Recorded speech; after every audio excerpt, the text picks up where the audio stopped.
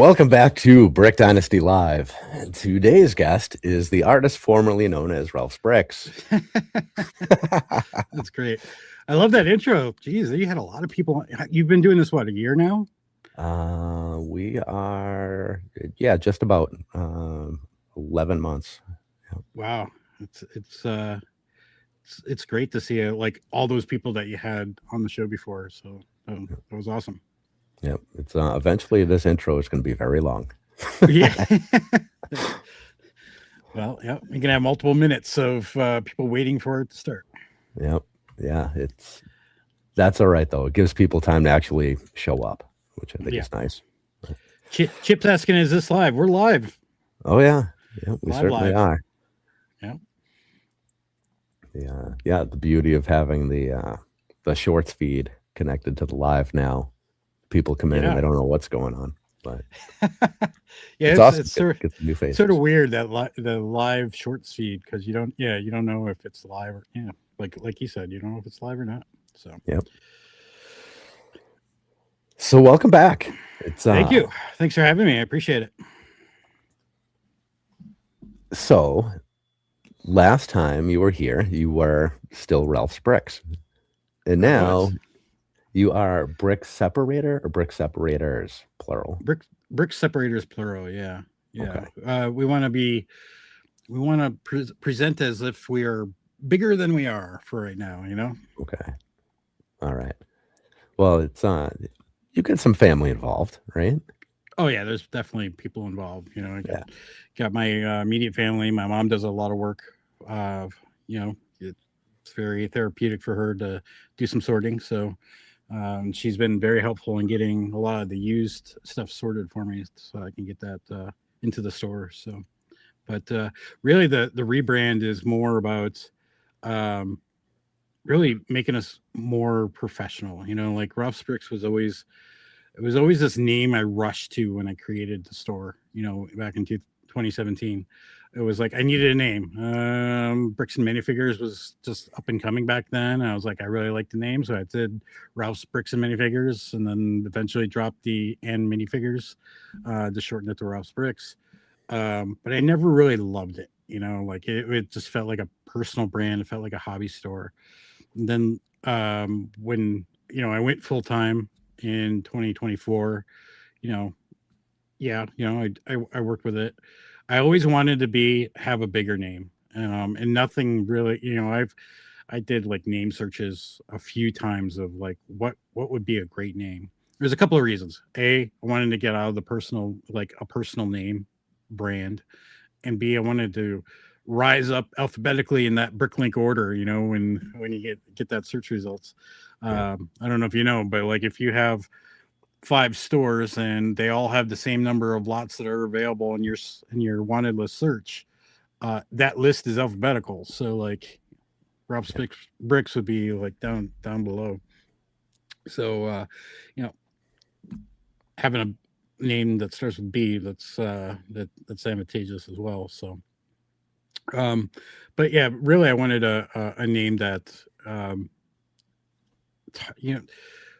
sort of meant the store was bigger, that you could trust the store, that you could, have a good experience there. And I think that we've delivered that even with Ralph's Bricks. We're really trying to deliver that now going forward. I think we spend a lot more effort around customer service, around good experience, end to end, from, coming to the store to, the confirmation emails that you get to even the small little surprise you might get in your order when you get it. So, we're just trying to do that, and then really great customer service. We really make sure that we take care of the customer. Now you talked about your confirmation emails there. Mm-hmm. You don't just have the generic drive-through. I've never had the generic drive-through. Back when I was Ralph's Bricks, I did this like way back in the early days. I updated my template to be sort of more fun. I forget what it. Do I have it? Hold on, let me see if I can read it. Where's my notes? I think I saved it just in case I needed to go back. Um, yes. So, oh, this is hold on. That was the I changed it for like Halloween and stuff.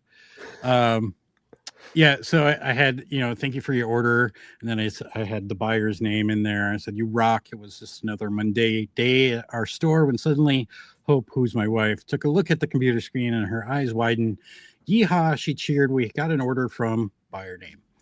Julie, my daughter, jumped up from her desk, almost spilled her Arnold Palmer iced tea, and ran across the warehouse to give Brandon, my son, a flying high five. We did it. We have an order from buyer name.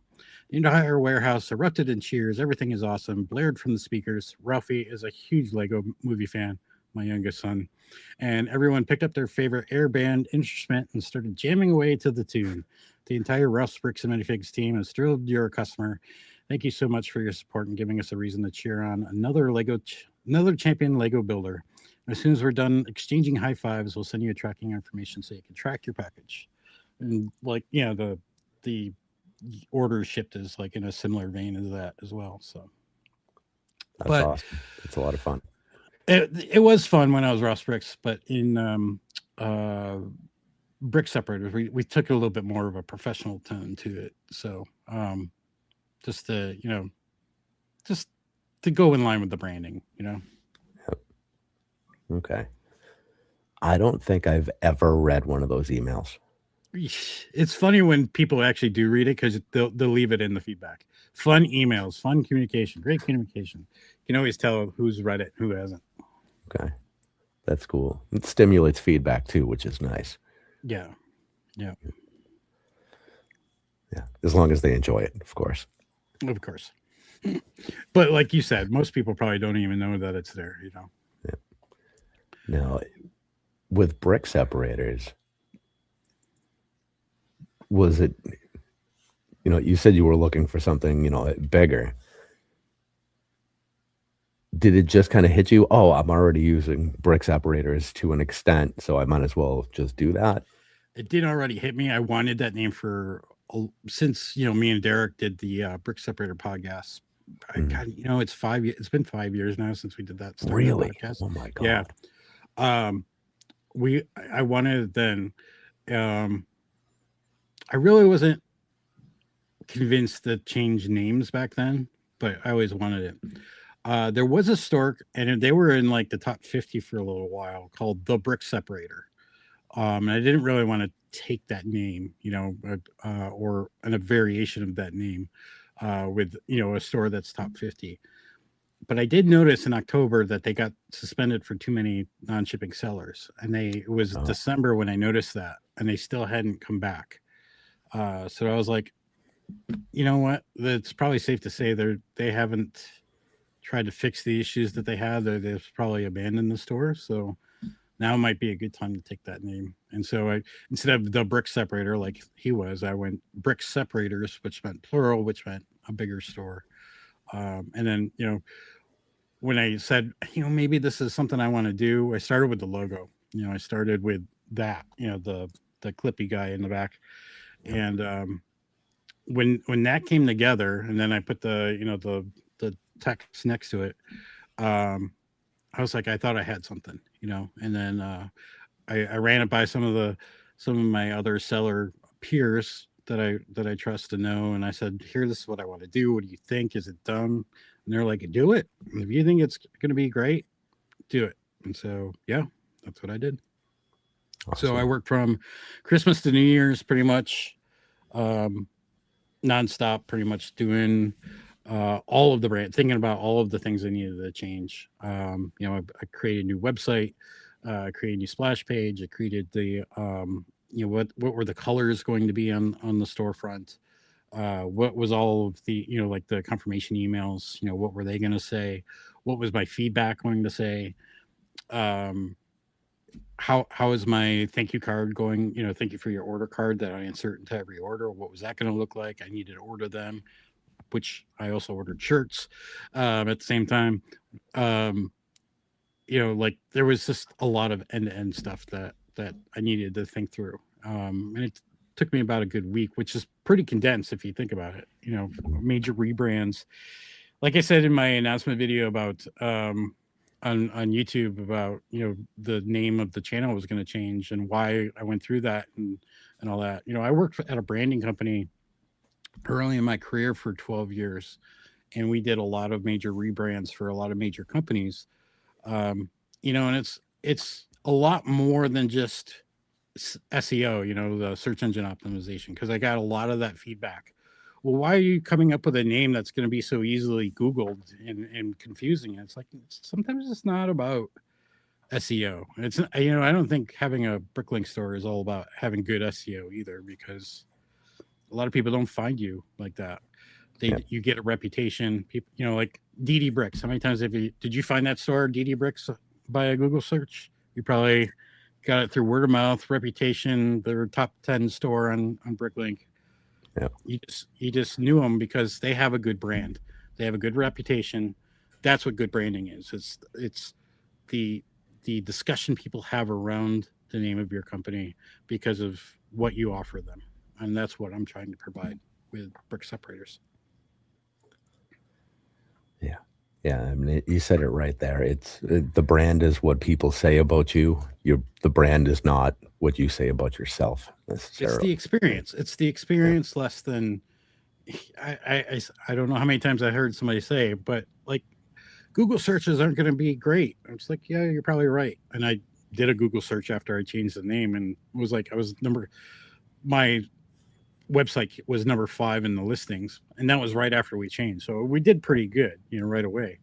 But yeah, it's the SEO was not the reason why I did it. It was I want to provide a good experience, and I want people to know that, and have that experience, and then talk about that experience. So that's really the reason why I did it. All right. So I have to ask before we go any further, are you going to have merch available? Second half. you're the second person to ask that. Well, you mean like these shirts that I got here? Probably not. No. Not even t-shirts. I mean, I did that one, and it was pretty expensive, and it actually ran pretty small. I put it on once, and I don't think I'll put it on again. This one actually came out pretty good. This is really expensive. It's actually cross stitch. The logo was cross stitch on, and it's actually one of my favorite things I got. So and then we got these. You can get one of these in the order if you get a sizable order with me. I throw in one of those. All right, I'm gonna have Derek. He's our merch guy. I'll have him send you a message and to see if we can cut a deal and have him put it in our store, and you can just get the money from him or something. That way, sounds great. That sounds good. Yeah, make it happen. I'm all about getting money. Yeah. I think we make $1.50 a shirt or something. Oh, really? Oh, yeah, big one. Well, because we don't hold any of the product, the print on demand. Right. Oh, so, I see. Okay. Yeah. Yeah, that one came out pretty good. I really like the printing of it. I'm sure if I got a different brand T-shirt, I like the color of the shirt. Yeah, I like the printing on it. It was just the shirt was too small. Oh man, what a shame. Yeah, it's really cool. Okay. Yeah, it's so good. And the downside of having this show is I don't care how many shirts I have. I feel like I wear the same shirts all the time. Yeah. That gets annoying. I always have to widen the collection a bit. Yeah, there you go. Yeah. All right. So it was October. You guys had the big seller meetup? Yeah. Yeah. Go ahead. How was that? That must have been amazing. Yeah. So that was, if you don't know what that is, a few of us sellers got together in October, and it was sort of all sparked because Noah from the Brick Shed Australia, who you've had on here a couple of times, I think, right? Yep. He was doing this big trip around the world, and he was coming to the US, and he had in August, he had reached out to me and was like, hey, I'm coming over to the US. I'd love to stop by and see your shop and stuff. I said, obviously I said yes. But then he was like telling me his other plans, like he wanted to go see Great Brick Lab, he wanted to go see Derek at Pop's Block Shop, he wanted to go see Justin at Brick in a Bucket. I'm like, well, how are you gonna get there? Because like we're pretty spread out across the country, you know, like you're talking about half the country. He goes, oh, I'm gonna take an Amtrak, and I'm like, he didn't know. He just didn't understand the horror that was going to partake. Um, so I had offered him like, hey, fly to me. I'll take you out to Chris at Great Brick Lab. We'll go up to see Justin Brick in a Bucket, and then somehow you get up to Derek because Derek was for me just a little too. You know, I'd have to go around the Lake Michigan to get to him, and that was just a little bit too far. I mean, it was already 9 hours to get to Chris. Things evolved, things changed. When Chris found out, he wanted to do like, let's do a big get together, like let's invite everybody. And so we had people from Texas, and Derek came, and I think Texas and me were and Noah were the furthest people. Oh, and Bill from Daddy Obix, who was down in Florida, Orlando, Florida. They all flew in, and we all met. We kind of kept it quiet because like all of us that were meeting were like, most of us were Bricklink personalities, and so we didn't want to like make it public and like everybody like wanted to join, because that would have been a nightmare to handle. We just wanted to be invite only, exclusive. We put together like a day of sort of sharing and talking about various topics, which is interesting. Nothing earth shattering, I don't think.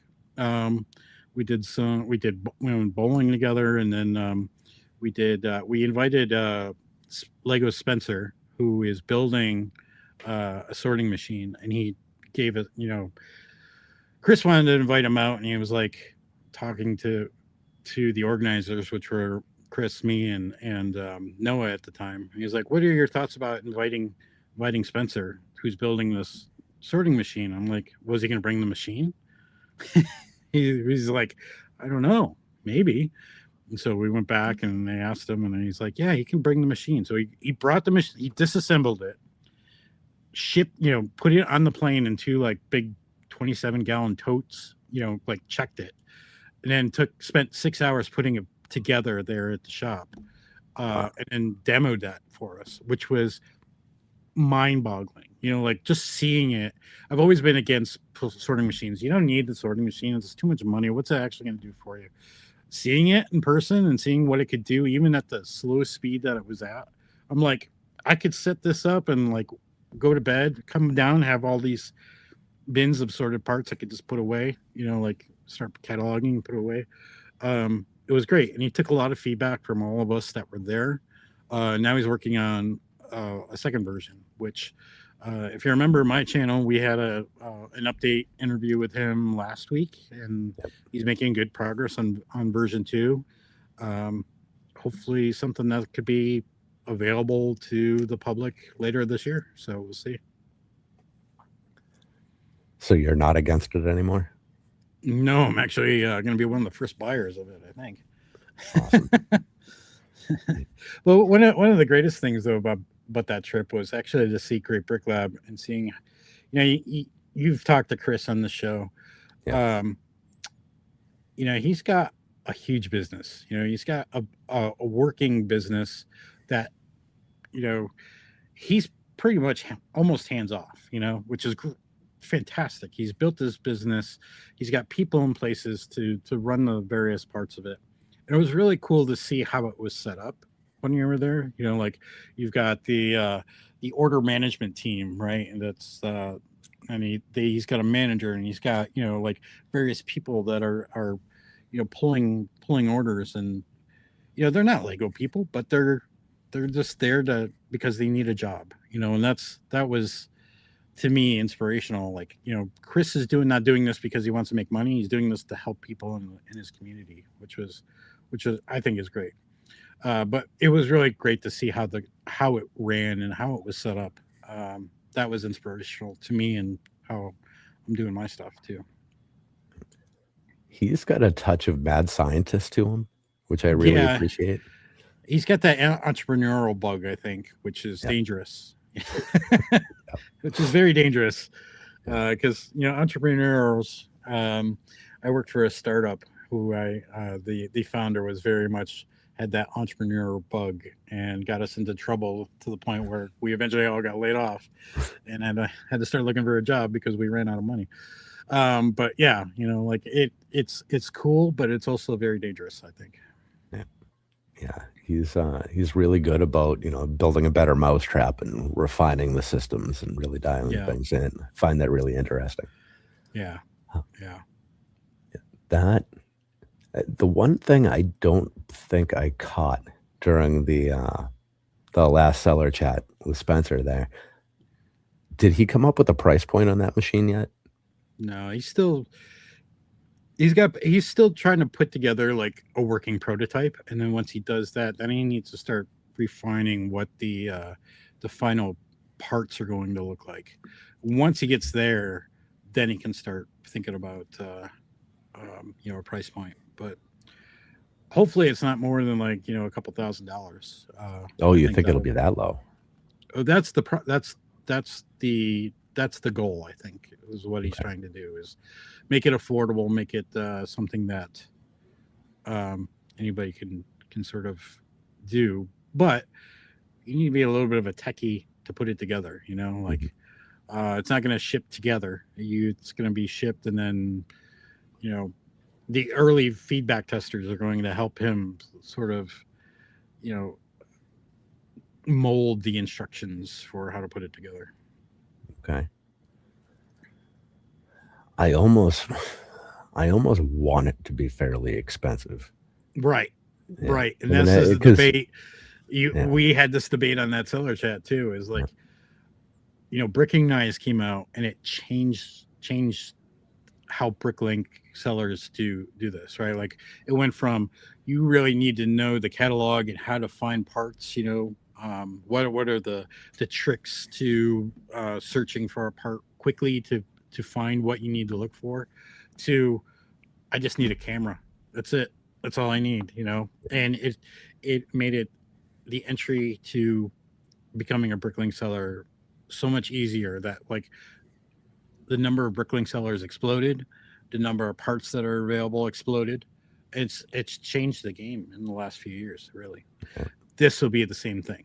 It'll make more parts available, I think, on on the marketplace. And it'll either drive more sellers to shut down because they can't afford a machine and they can't compete with bigger stores, or it'll drive the price of all these parts down so low. I don't know. One of either that or nobody's going to buy this thing. Nobody knows about it, and it's going to help a few people. Yeah. Your guess Yeah. is as good as mine, but Well, it's like AI. It's like there's dangers of it. I would imagine that kind of like anything else, things work in cycles. Mm-hmm. So if it widens the gap between the bigger sellers and the smaller, or however, or if it drags prices down a lot, there's got to be a breaking point there where enough people drop off that it starts to put itself back together and prices rise again. You'd It'll think that, equalize over but like time. with Recognize, like the number of sellers of, I don't know, what are we at right now? Let me see. Um, Stores. 18,762 stores on Bricklink right now. It's pretty much stayed steady. So either Yeah. there's equal number of drop off to an equal number of new stores coming on. I don't know. There was a purge last year at some point, and the number of stores dropped down by like 2 or 3,000, but now it's like slowly gotten back to that same level. But yeah, it's not growing hugely, but yeah, it's still there's still a lot of number of sellers out there. Chip points out the number of buyers is growing exponentially as well, and he's right. Because we Yeah. were looking at the number. If you look at there's a calendar chart on Bricklink, it shows like the number of registrations per day, right? And then you can Huh. calculate it out. Since Lego bought Bricklink, it's like double year over year. And this year, it's projected, if it doubles again, it's projected to be like over 1.2 million new users on Wow. Bricklink this year. Yeah. And now with the designer program, it's really drilling the name Bricklink into people, bringing a Oh, lot of awareness that way, right? I have a hate relationship with the. I mean, don't get me wrong. I love the designers, and I'm glad they're getting an output of it. But from a seller perspective, it all, like today they sold the The X, leftovers. yeah, the leftovers. Every time those sets go on sale, sales drop because nobody's buying from Bricklink sellers. They're gonna put all their money in buying those sets, and it's every time, like what they're like, the sellers have to wait for the scraps left over, almost pretty much. Yeah. It's almost like trying to get a sale the day after Chris uploads, right? Right. Yeah. Exactly. Right. Yeah. Me and one of my other seller friend, Bill from Daddy O'Bricks, are ever since Chris dropped his prices down to make it like more affordable. Like we're left over, we're competing for the scraps left over because he's got all the sales. It's hilarious. His inventory is just wild. Yeah. Yeah. He needs to stay expensive. Yeah. For our sake, for the other seller's sake. Yeah. Have you found yourself raising your prices at all? My strategy's changed a little bit since we last spoke, so I am a little bit higher, but I am also using the sell-through rate of parts to determine whether or not. So it's not like just a base up or base down; it's a base up, and then from there I determine based on the sell-through rate if it goes up or down from there. Okay. So, which is good because then like the popular parts are a little bit more pricey, and the not so popular parts are more in line with something that's going to sell a little bit more quicker. But again, you can't do that with Bricklink. You can't do that with Brick Store. You have to like do some scripting to be able to do that. Okay. Or you could spend all the money and use Bricker, right? You could do that, yeah. Yeah. But even then, you have to like send in your strategy to the guy that runs Bricker, because Bill at Daddy Bricks does this as well. He had to send in his strategy, and they had to like code it up for him, Oh, and put in like a specific some specific code specifically to do some repricing. okay. So, so in that case, you need to be able to really explain yourself properly, or you're at the mercy of somebody else's understanding. Yeah. Exactly. Yeah. And what I don't like about Bricker is that it takes, like, if you have a large store, it takes multiple days to reprice your stuff because they want to work within the Bricklink API limits. Mhm. Like you're only allowed 5,000 calls a day. Plus, they want to be able to make sure you have enough calls to run your store, right? Because you need API Yeah. calls to run your store through Bricker. So you maybe get like maybe 3,000, 4,000 calls to update all of your parts. So it takes like Chris and Bill, it takes them multiple days to get through a full store repricing. So is it a call per lot, or are they doing multiple lots at a time? Do you know how that goes? I think it's a call It's per lot. So Oof. yeah, Okay. All I right. So know yeah, I know that I know Brickout can batch it into one call, so like maybe 50 lots in one call, but I don't think Bricklink has that. You're doing okay. a call per lot. All right. So yeah, I can't even imagine what that would look like for those guys, because even my tiny little store is over 10,000 lots. Exactly. And that would probably take 3 days to do. Yeah. Wild. Yeah. Yeah, I like just updating it in bricks. You can do it in Brick Store and do it in multiple batches right on, you know, I found like you can do about 7,000 lots at a time on Bricklink. It used to Okay. be only be 1,000. You can only do 1,000, then it would break the site. But they fixed that a couple of years ago. But now the limiting factor is how big the XML is that you put in there. If it's like over a megabyte of text, it like it won't let you upload it. So I found like the sweet spot's about 7,000 lots you can try to update at a time. So if you have 10,000 lots, that's 2 quick updates. Yeah. You can do it real fast.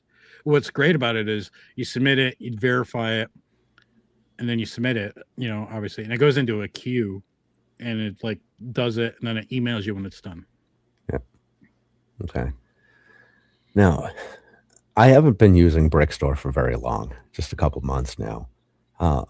At some point in there, things seem to have gotten a little screwy. Did Okay. something?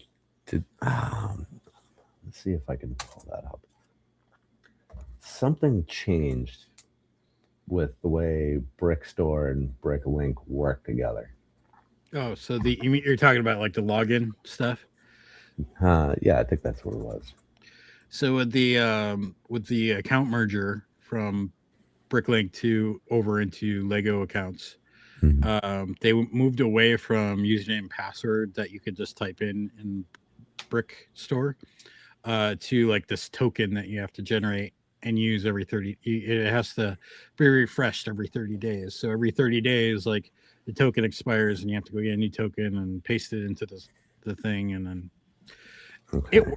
it's a good idea. It's good and secure, so like you can't like leave your program logged in for and then somebody else finds it, an old computer, and gets into your stuff. Okay, that makes sense.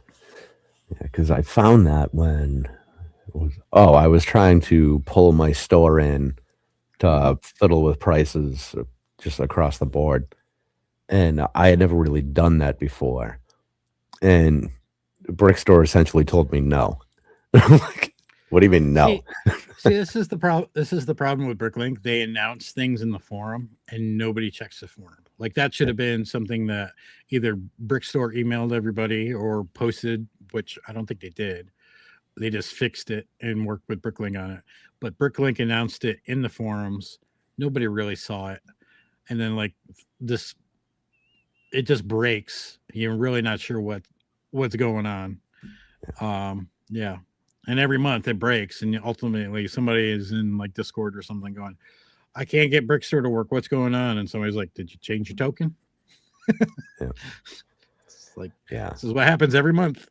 Yeah. Yeah. I always have, well, nowadays you tend to go to ChatGPT or one of Gemini or one of them to start with, ask questions, but I can't do the forums.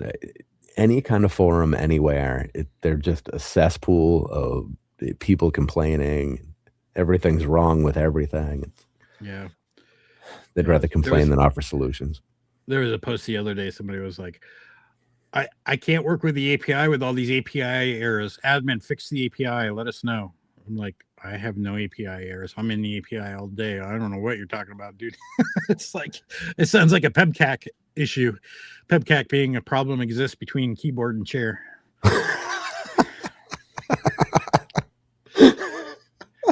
That's good. I've never heard that one. Oh, that's a developer thing. Yeah. Oh, it's PEBCAC. That's me. I love it. I love it.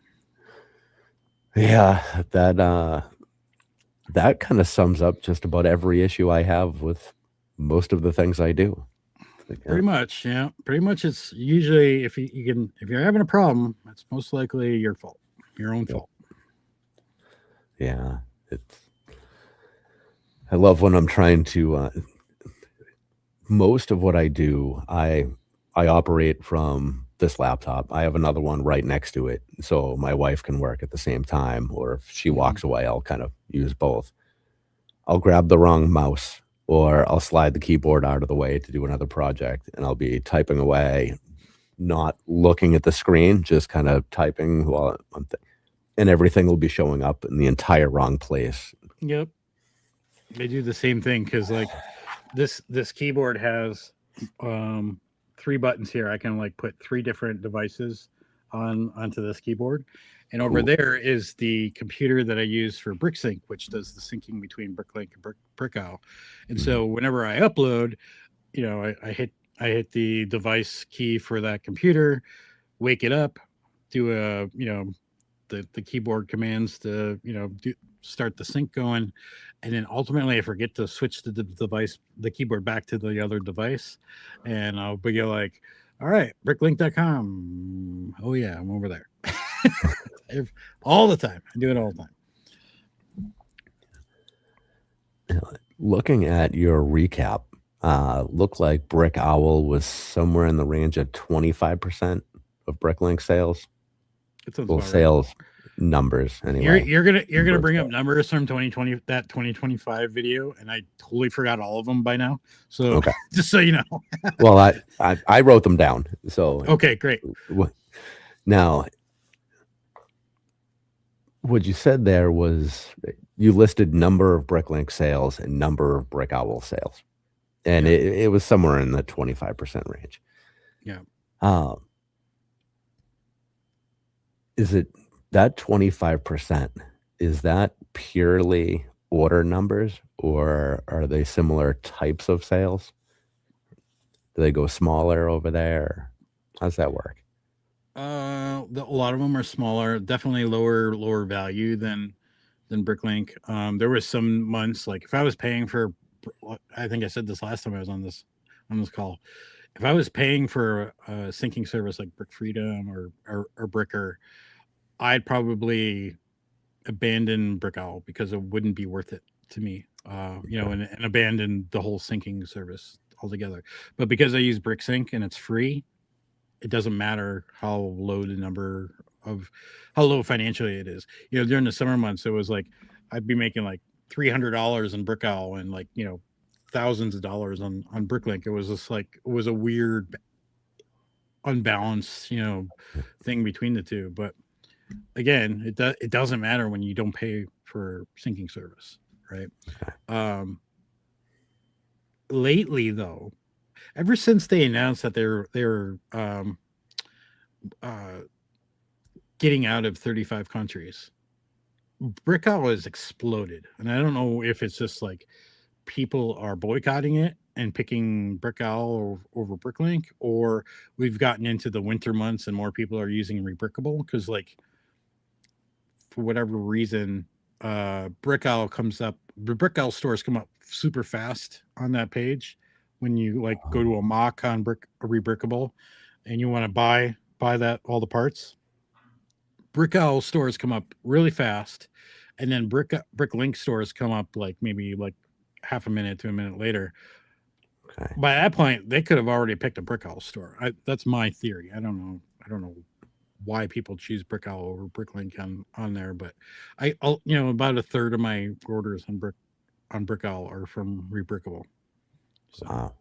Okay. Which is good too, because like Brick Owl shows you where the referral is, and it's it tells you. Well, you also have to pay the referral fee for Rebrickable too, but at least you know where it's coming from. Yeah. Can you upload to Brick Owl the same way as Bricklink? Can you just drop a BSX file in there? Does it not work that way?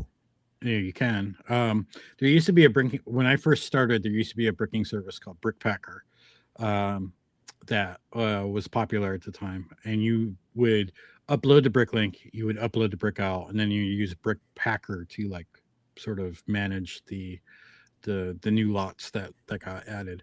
And then Brickpacker would listen for orders between the two stores and do that. Sadly, the maintainer of that project passed away a couple of years ago, and the family of that like shut the site down. So that's not even a service anymore. That was like when you were paying 1% there, but yeah, you had to back to your question, you had to upload both places.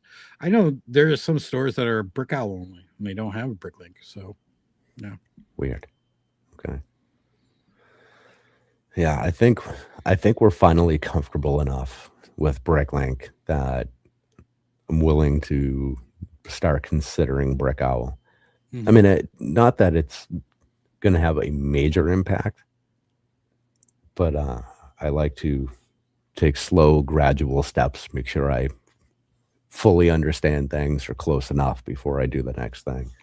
I mean, Brickout is really great when like stuff hits the fan. Like a couple of years ago, I called it the Great Bricklink Apocalypse. When the site was down for like 5 days, right? Yep. If I didn't have a Brickout store, I wouldn't have continued making money, right? Like people went to Brickout to continue getting the parts that they needed, and with less stores over there, I was making more money during the time when Bricklink was down because Brickout was up and running. So um, and now that they've pulled out of these 35 countries, like I said, sales are up on Brick Owl for some reason. Yeah. Could be that. Who knows? I don't know. Not not sending out surveys and feedback questionnaires, understanding people's buying patterns. Whether or not they'd fill them out or anyways would be a different question. So Yeah. When I first heard about all of those countries getting shut down, it was like, okay, well, maybe this is the time I turn on international shipping because I don't do any of that. It's like those poor people can't even buy anymore. yeah, I That's think they have terrible. till the end of the month, don't they? Yeah, Yeah. they can't buy. They can't. I don't know. I don't know. They didn't really explain why they're pulling out. Just they can't. Don't have the. What was the excuse? They don't have the resources to manage those countries because they're so low number of people that are there. Which is I don't know if it's true or not. But Well, that doesn't even seem to make sense to me because if they have a very small number of users, wouldn't that take less resources to fix whatever problems they're having? I don't know. I don't know if like they need like somebody to be able to speak the language, and so they need that becomes a resource, or do they need to like some translation service? I don't know. I don't know. I'm Yeah. speculating. I have Yeah. no idea, really. Yeah. Just it sucks when you know that there's obviously people doing this full time and you just pull the plug on their business. Well, I also understand. I understand pulling the plug on certain countries because I've done it with my business as well. Like I had to pull the plug on Brazil. I couldn't sell to Brazil anymore because I had two orders back to back that went to Brazil, got to customs, and the customer sent it back because the custom fees were way too high, or like more than like twice as much as the order value, or something stupid. It's crazy. Um, and like one of them was a bad experience. Instead of saying, "Hey, I sent this back, can I have a refund?" It was PayPal dispute. I was like, Oh man.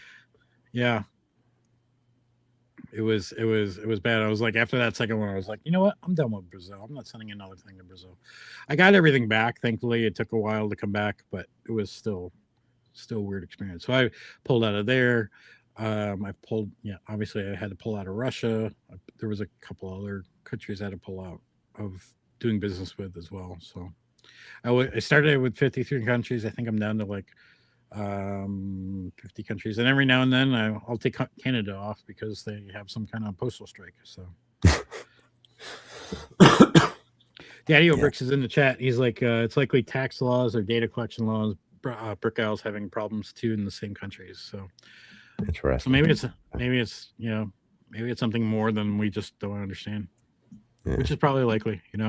Why they pulled out of China, right? Like they had to like have all the data in China or something. And that's just not feasible.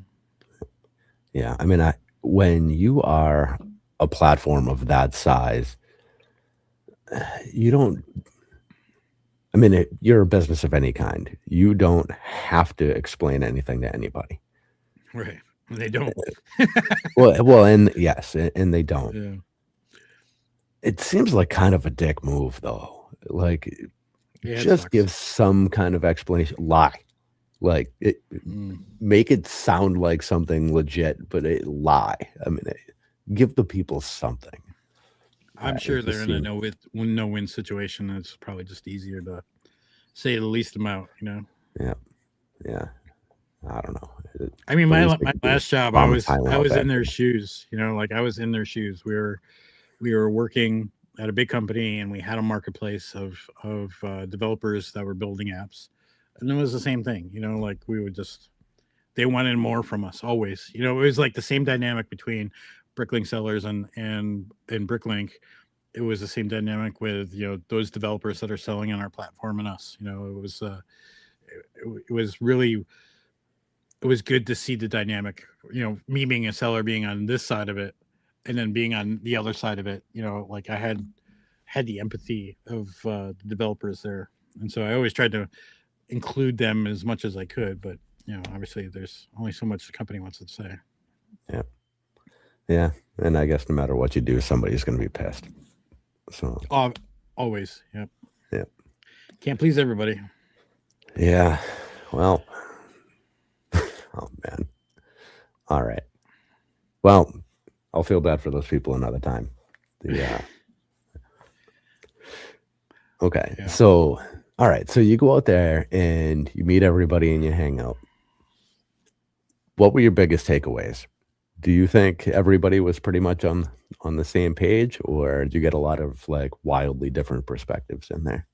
I think it was great was and Daddy O'Bricks, who's in the chat, he was there as well. Um, I think it was just great to see everybody.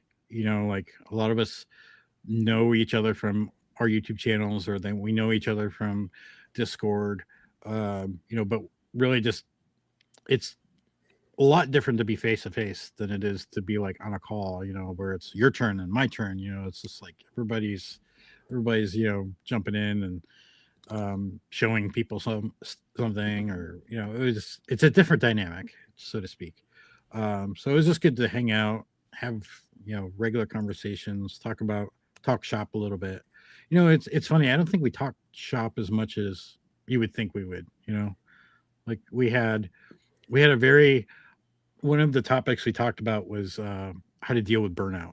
And what was very enlightening there was like we all dealt with burnt out, burnout, in different ways, and but we're all dealing with it, like it's a thing that Bricklink sellers go through. So yeah, definitely that we sort of bonded over those kinds of things.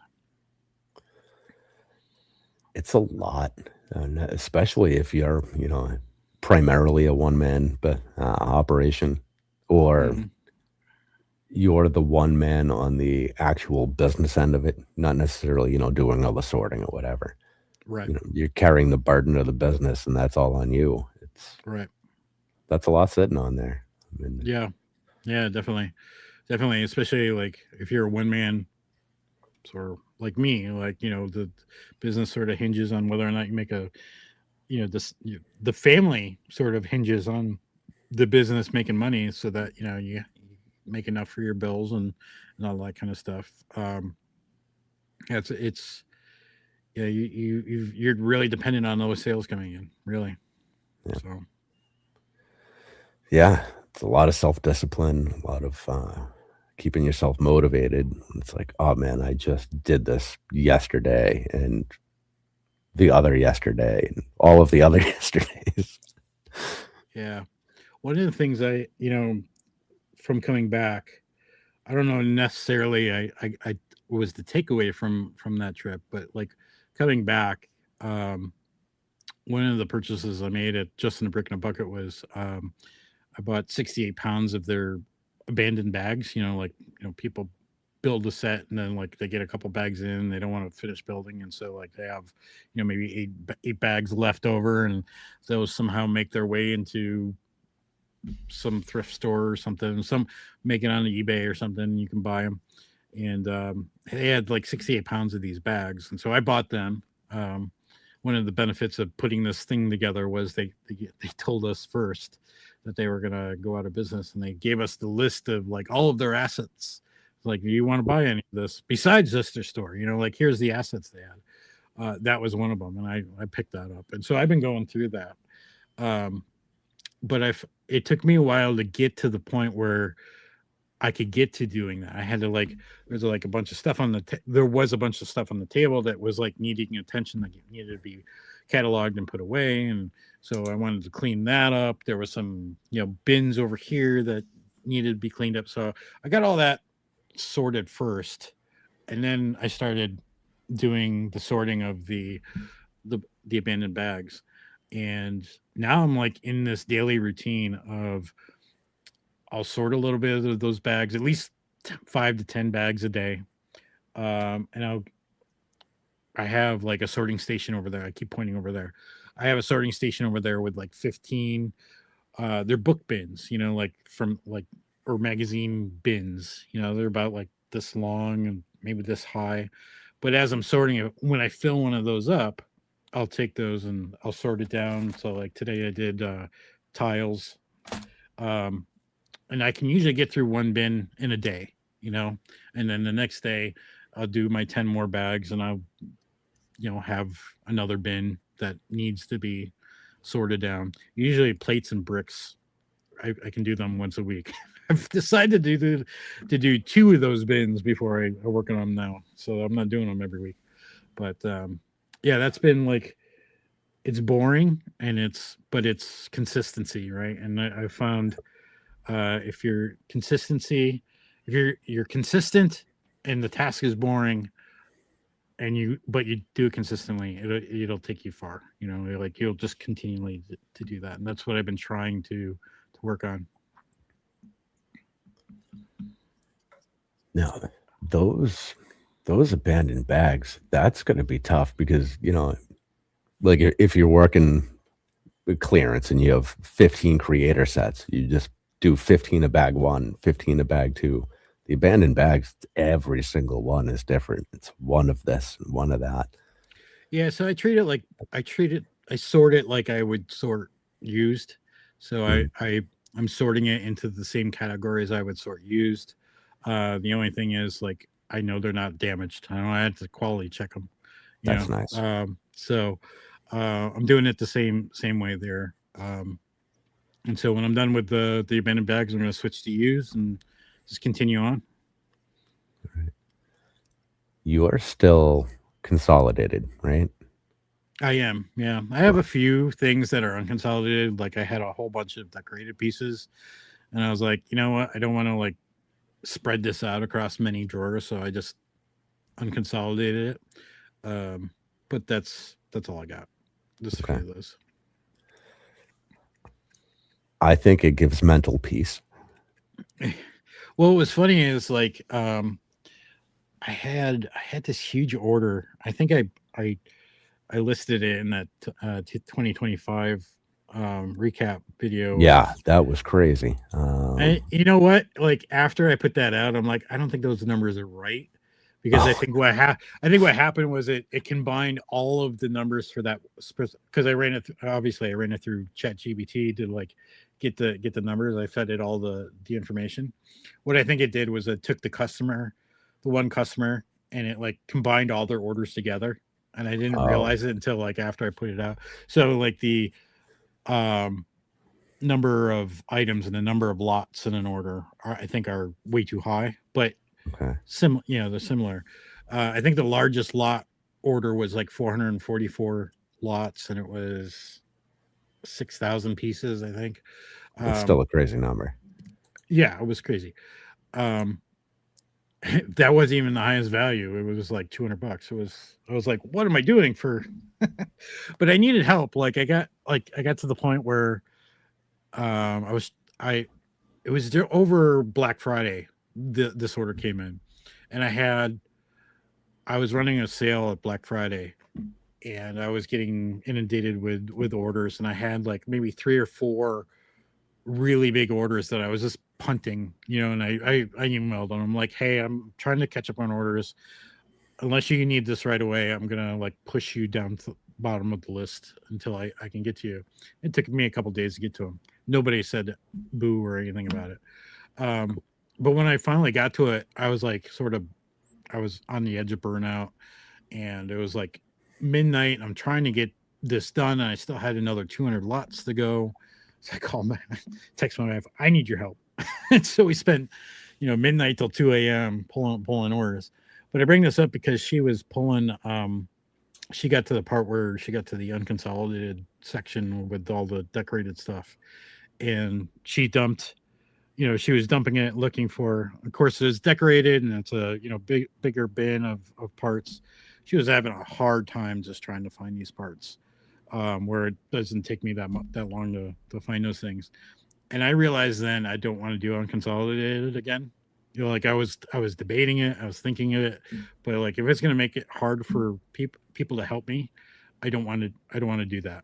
And Yeah. so I just sort of gave up that thinking about it. Yeah. Yeah. It's all of our printed stuff, stickers, whatever. They're all mixed, but they're, it's 1 by 1, 2 by 2, 2 by 3, whatever. So there's still some rhyme or reason to it. I was doing that, and then like one of the parting gifts we got from that trip in October, everybody got like a Chris handed out like this bag of decorated pieces that and he had like a whole tub of bags full of decorated pieces that he had to go through. He's like, here, you can have a bag, and you can have a bag, and you can have a bag. So I just took that and I was like, I didn't want to deal with it, like deal with putting it away. I wanted to deal with it. I just put it all into chunked it up, and I didn't care if like the parts were in different, same part was in different spots. I just wanted to get it uploaded as fast as possible. So that's why I did that. Yeah, those some of the friends stickers lately I've noticed are, well, friend stickers are just awful. And some of them are so close, the dog's ear will be up or the dog's ear will be down, but it's the same friggin' dog. And why is this dog always in the hospital? Poor dog. There is a torso, and I forget which one it is, but like it's got these lines on it, right? And then like right here, there's two lines that go towards the neck, and on one version of the torso, the lines are very small. On the other version, the lines are long. Why are these two different variations? I don't understand. What is the difference between these lengths of these little lines that nobody really cares about? It sounds like a misprint. They need to stop it. I don't know. Yeah. Mini dolls shouldn't have eye color either. That kills me. Yeah, they're never like like the bright color that you expect in the description. Yeah, what was it? It was dark orange and reddish brown. I think is the struggle I was having the other day. Yeah, it's like those are the same color when it's printed on an eye. Yeah, it shouldn't be a thing. Maybe it wasn't dark orange, but it was something very similar. Minifigure heads with the eyebrows, like dark orange and reddish brown. They just look the same. It's really hard to tell. Yeah. Thank God for good cameras. Of course, having shitty eyes doesn't help. But no, right. No. Mine is getting worse and worse every year. It's crazy. I just said to my wife today, I'm like, can you please make an eye appointment because my eyes are bugging out. Yeah. Yeah, I've been talking about doing that for years now, and I just can't get myself to get glasses.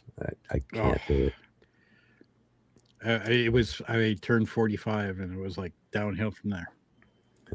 Yeah. Well, yeah, same here. Yep. Yeah, my claustrophobia is so bad I can't wear sunglasses. Oh wow, really? Yeah, it's real bad. Reading glasses are a little better, but still having something that close to my face kind of freaks me out. So I've been trying to practice with the blue light glasses here and there. So what you're saying is I should do this. Ooh. Oh Jesus.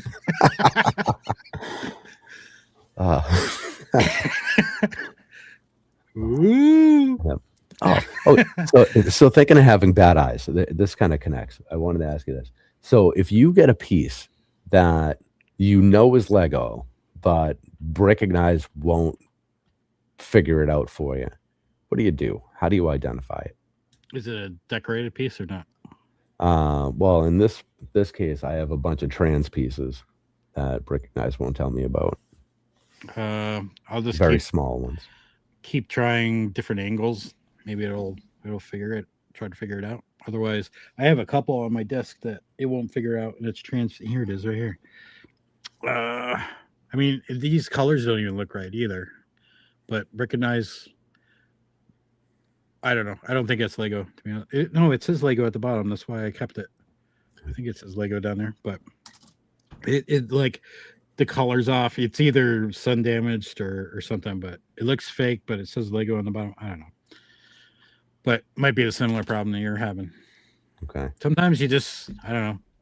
Is it worth the 2 cents? It's probably worth. Just move on. Yeah. I just hate throwing things away because I've only ever seen like 4 of them. Mm, So it's not a common part. And uncommon to me means that there could be a decent price tag there. mm. Or like you said, it's just a complete waste of my time and they're 10 cents. And Yeah, my time has to have some kind of value. exactly. Yeah. I'm never convinced of that. You can't calculate an hourly wage in this business. No, no, no. You can only get more efficient. Yeah, and it's like one of the things that I've also started doing with this rebrand is, and Bill will tell you because I share all my stuff with him. I've really invested a lot of time. I got into the programming bug with building out the new site and stuff. Like, I started working on. Um, I think we talked about it last time I was on the show. Like, I have my own built order pulling program to make it really more efficient to pull orders. I've since January, I've like really spent a lot of time putting a lot of effort into that program, to the point where like it started with me trying to figure out. I had put in a clock, like a running time of how long it's taking to pull an order, um, and it was based on something me and Derek were talking about back in the Brick Separators podcast back in the day about like what's the most efficient, you know, how efficient should you be to pull an order? And we came up with like this um, mysterious 3 lots per minute. Like that should be your go-to um, threshold of pulling orders. So like if you're doing it any slower than that, it's probably bad. If you're doing it faster, you're probably good. But it doesn't take into account like you have a lot that's pretty big and you got to count it and you got to bag it up. It doesn't take into account like orders that like only have 1 or 2 parts. You can fly through those really quickly. So what is really like a good pulling, what's good there, like we don't know. So I started collecting data on my orders. Hello, how are you? Hey, where's your mom? Go look for your mom, please. She's in her room. She doesn't want to get. I'm sorry, Ralph. Hold on. Give me 1 second. Yeah, no problem. All right, come on. Is this my time to do a dance? Should I do a dance?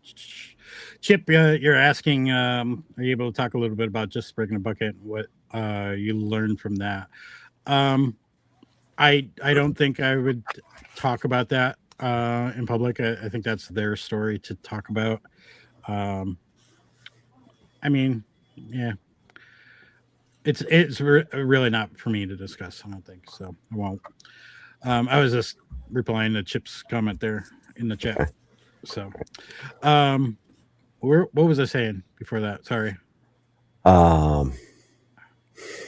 You know what else goes at like 50? Your memory. Oh. Yeah. Sorry. I was talking about pulling. Oh yeah, pulling orders. All that kind of stuff. So yeah, I started tracking. I started tracking how long I was doing things like in my pulling program. So like, how long did it take me to pull a lot? How big was that lot? What all that kind of stuff. I was measuring per lot how long it took and how like how big the lot was and all that kind of stuff. And I did that for like a week, and I spit it in the chat GBT, and I'm like, give me averages. Like 0 to 9 parts. What's my average there? 10 to 25 parts. What's my average there? 25 to 60 parts. What's my average there? What's 60 to over that? And so it gave me like I refined this like over a couple of times to do that. And I've got averages for all of those, and I spit it back into the program.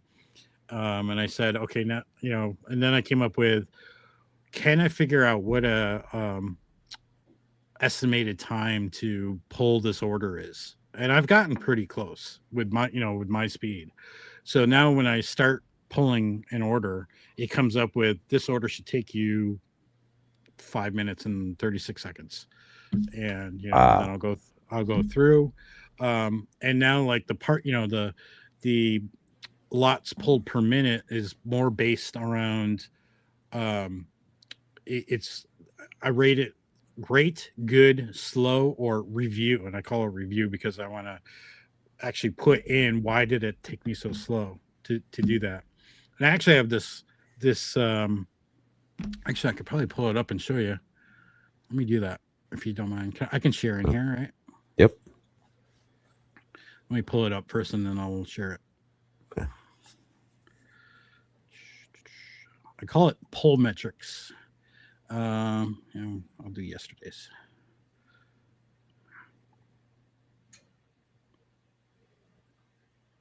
Share screen.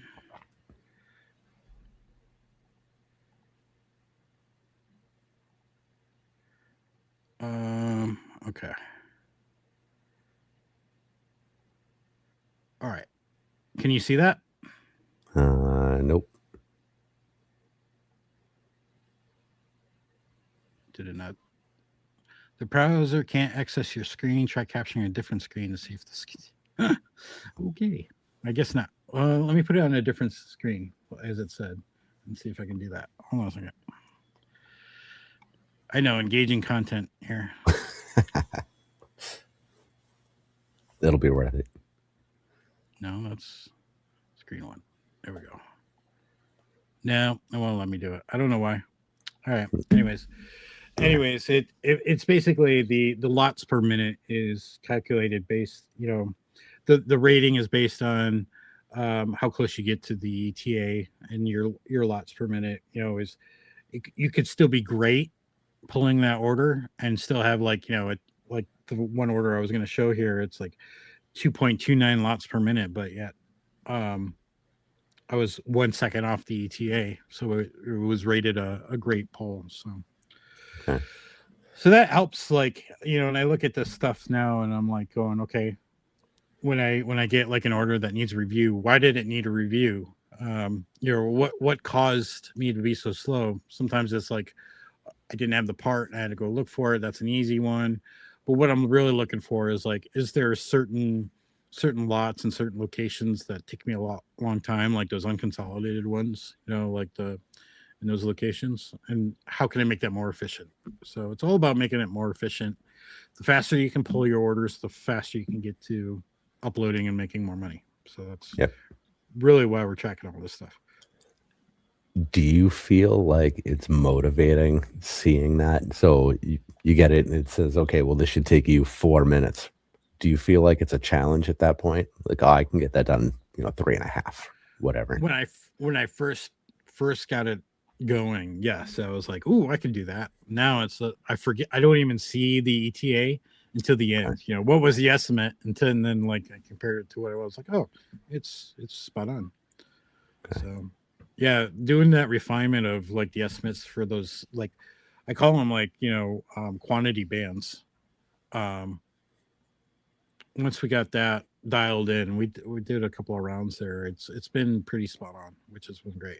Which I probably that estimate probably wouldn't work for like everybody. It's very fine tuned to my my averages and what how I pull, because like anything over 10 quantity, I'll stop and bag it, because that gets bagged separately from everything else. It doesn't get clumped together.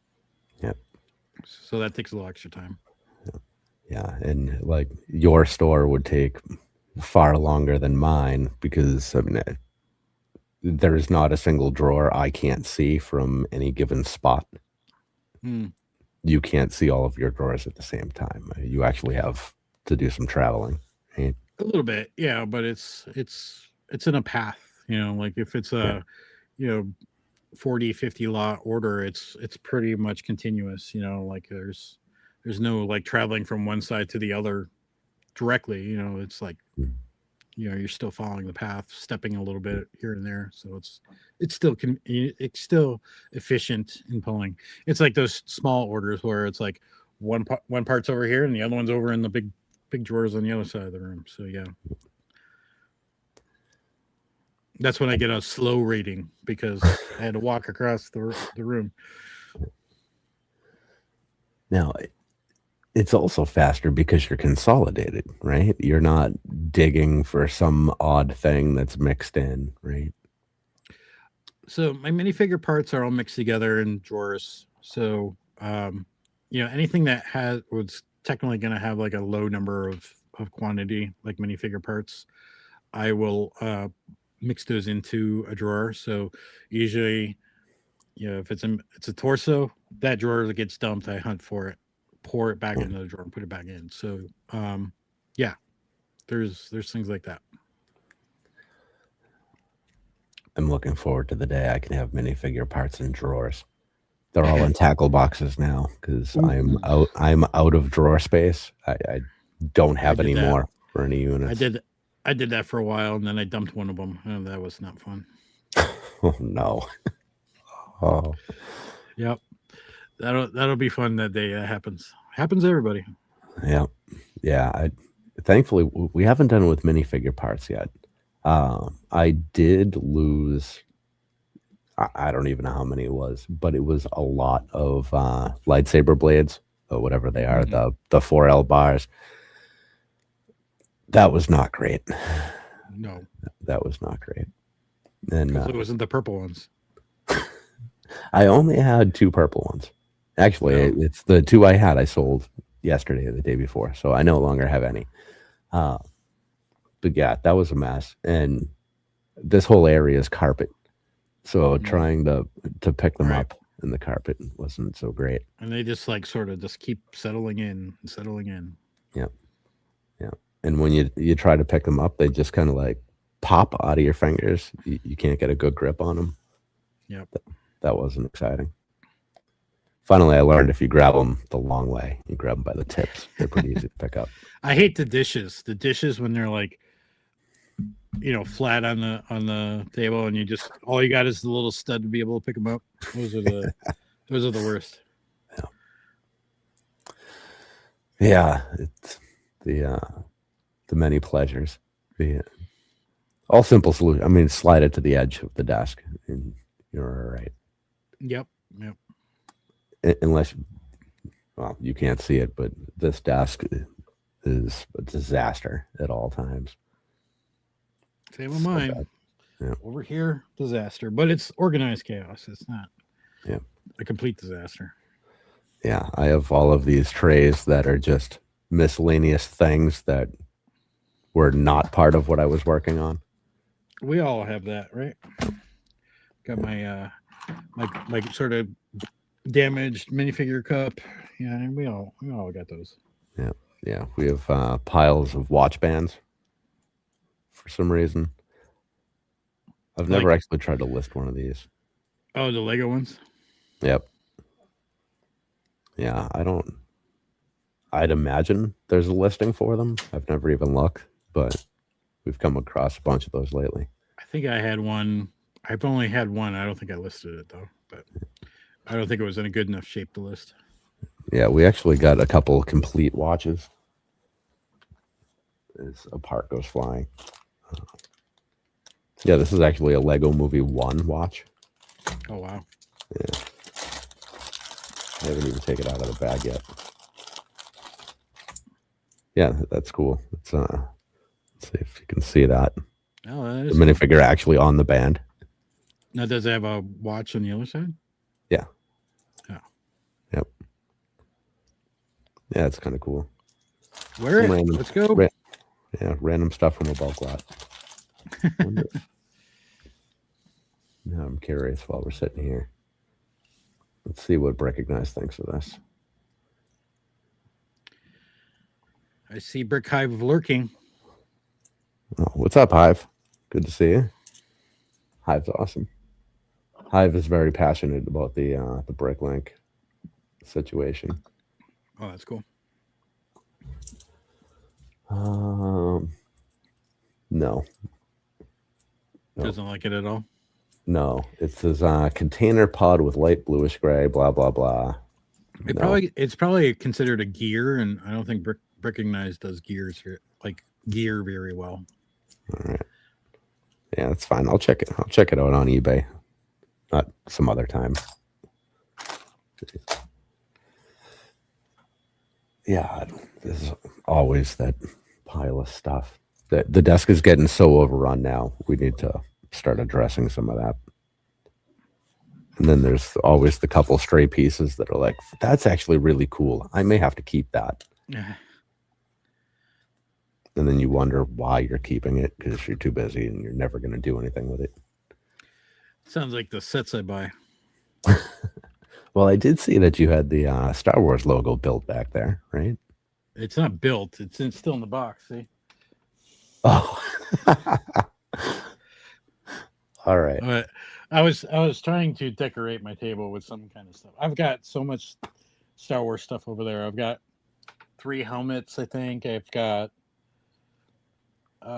3 of those like like the throne room and the Endor and the dioramas. Yeah, the dioramas I have to build. And yeah, who's got the time when you're running a Bricklink store? And then who wants to touch Lego after all that? Here it is. Let's see. Not Apple.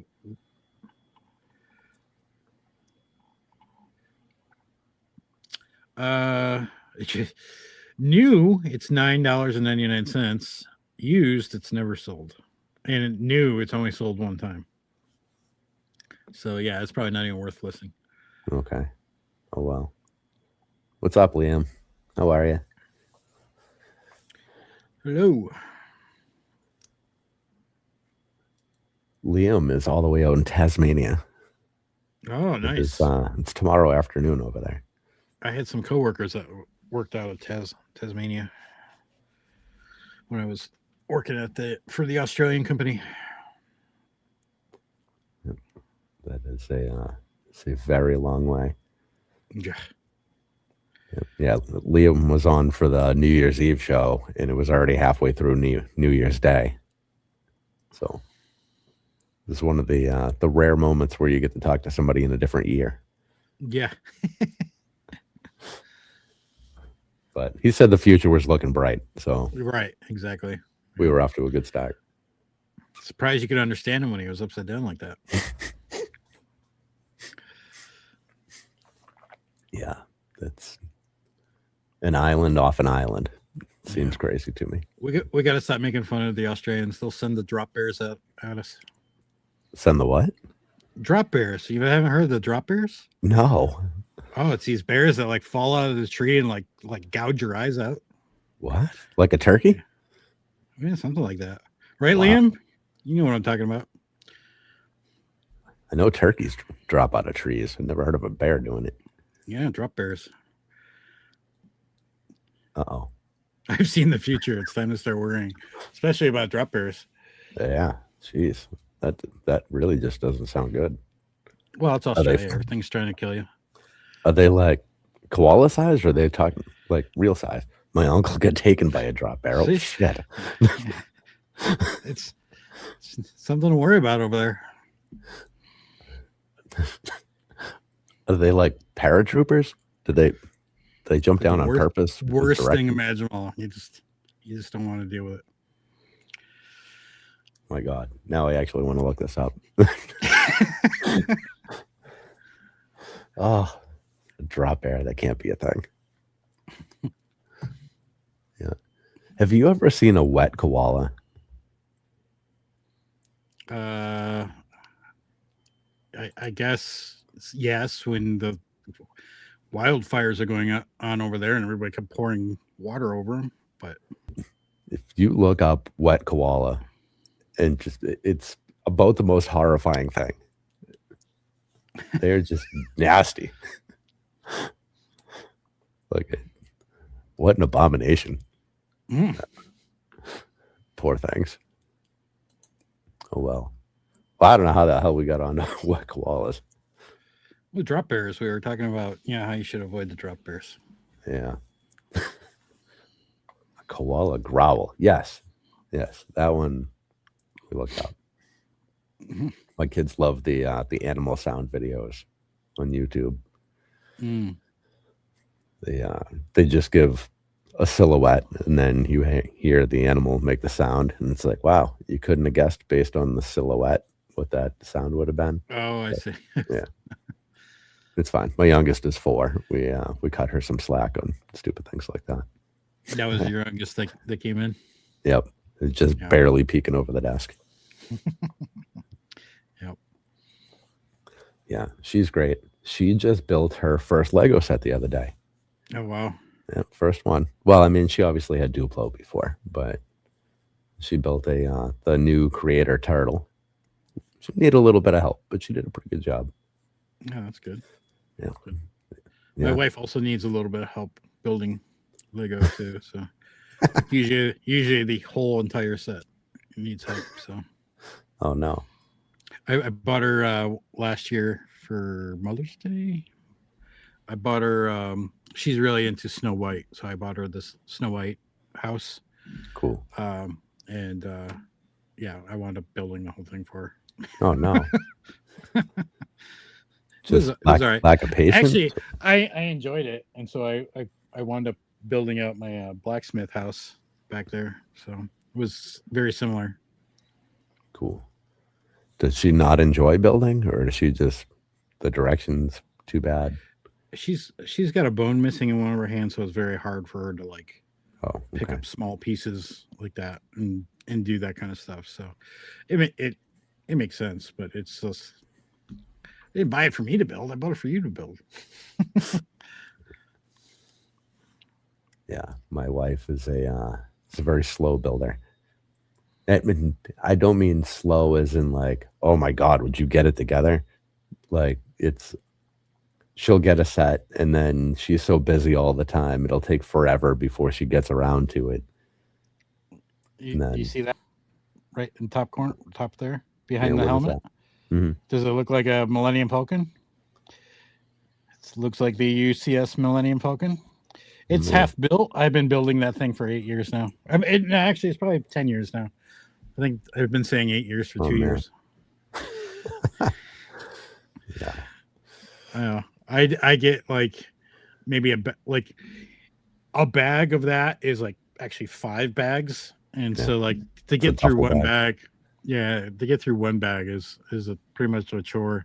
And then a couple of times, like some of the other pieces, I was having a really hard time trying to get them in, and I got really frustrated. So like I put it down for a little while. So build it or part it out. Okay.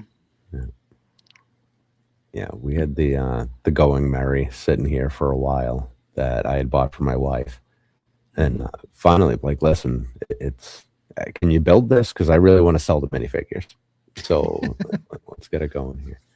I And really she want did. I really want the new Enterprise, but like 4,000 pieces, 6,000 pieces. I'm just like, Yeah, I don't know, it's somewhere in there. too big. Plus, it's too much money. I just don't want to spend that money. Yeah, we bought the Creel House, the Stranger Things set. We got it with the GWP, so we sold that for $150 on the first day, which brought the price way down. And I did not wait for her to build this one. I popped the bags, pulled the minifigures out, and then rebagged them Yeah. so I could get those listed.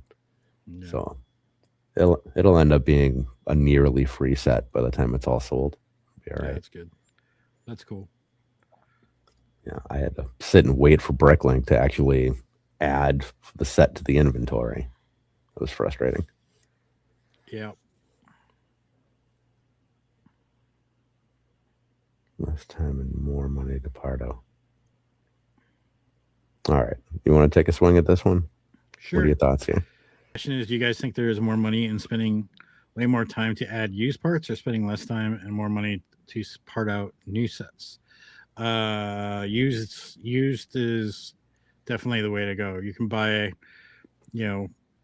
a pound of used parts for like maybe $5 if you can find it in good spots. $5 a pound, and it'll net you maybe, I don't know, a couple $100. So like $5 into a couple $100. Yeah, you're spending a little. It's way more time. You're prone to errors. You're prone to getting damaged pieces, but the margins are exceptional. Whereas new, the price of sets. Now I haven't done new in a couple of years now. Like I haven't like gone out.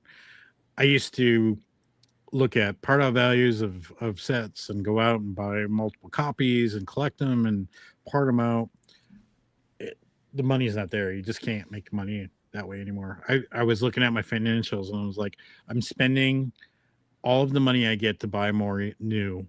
I've got to change. I got to do something. So, um, yeah, I do not buy new sets very often anymore.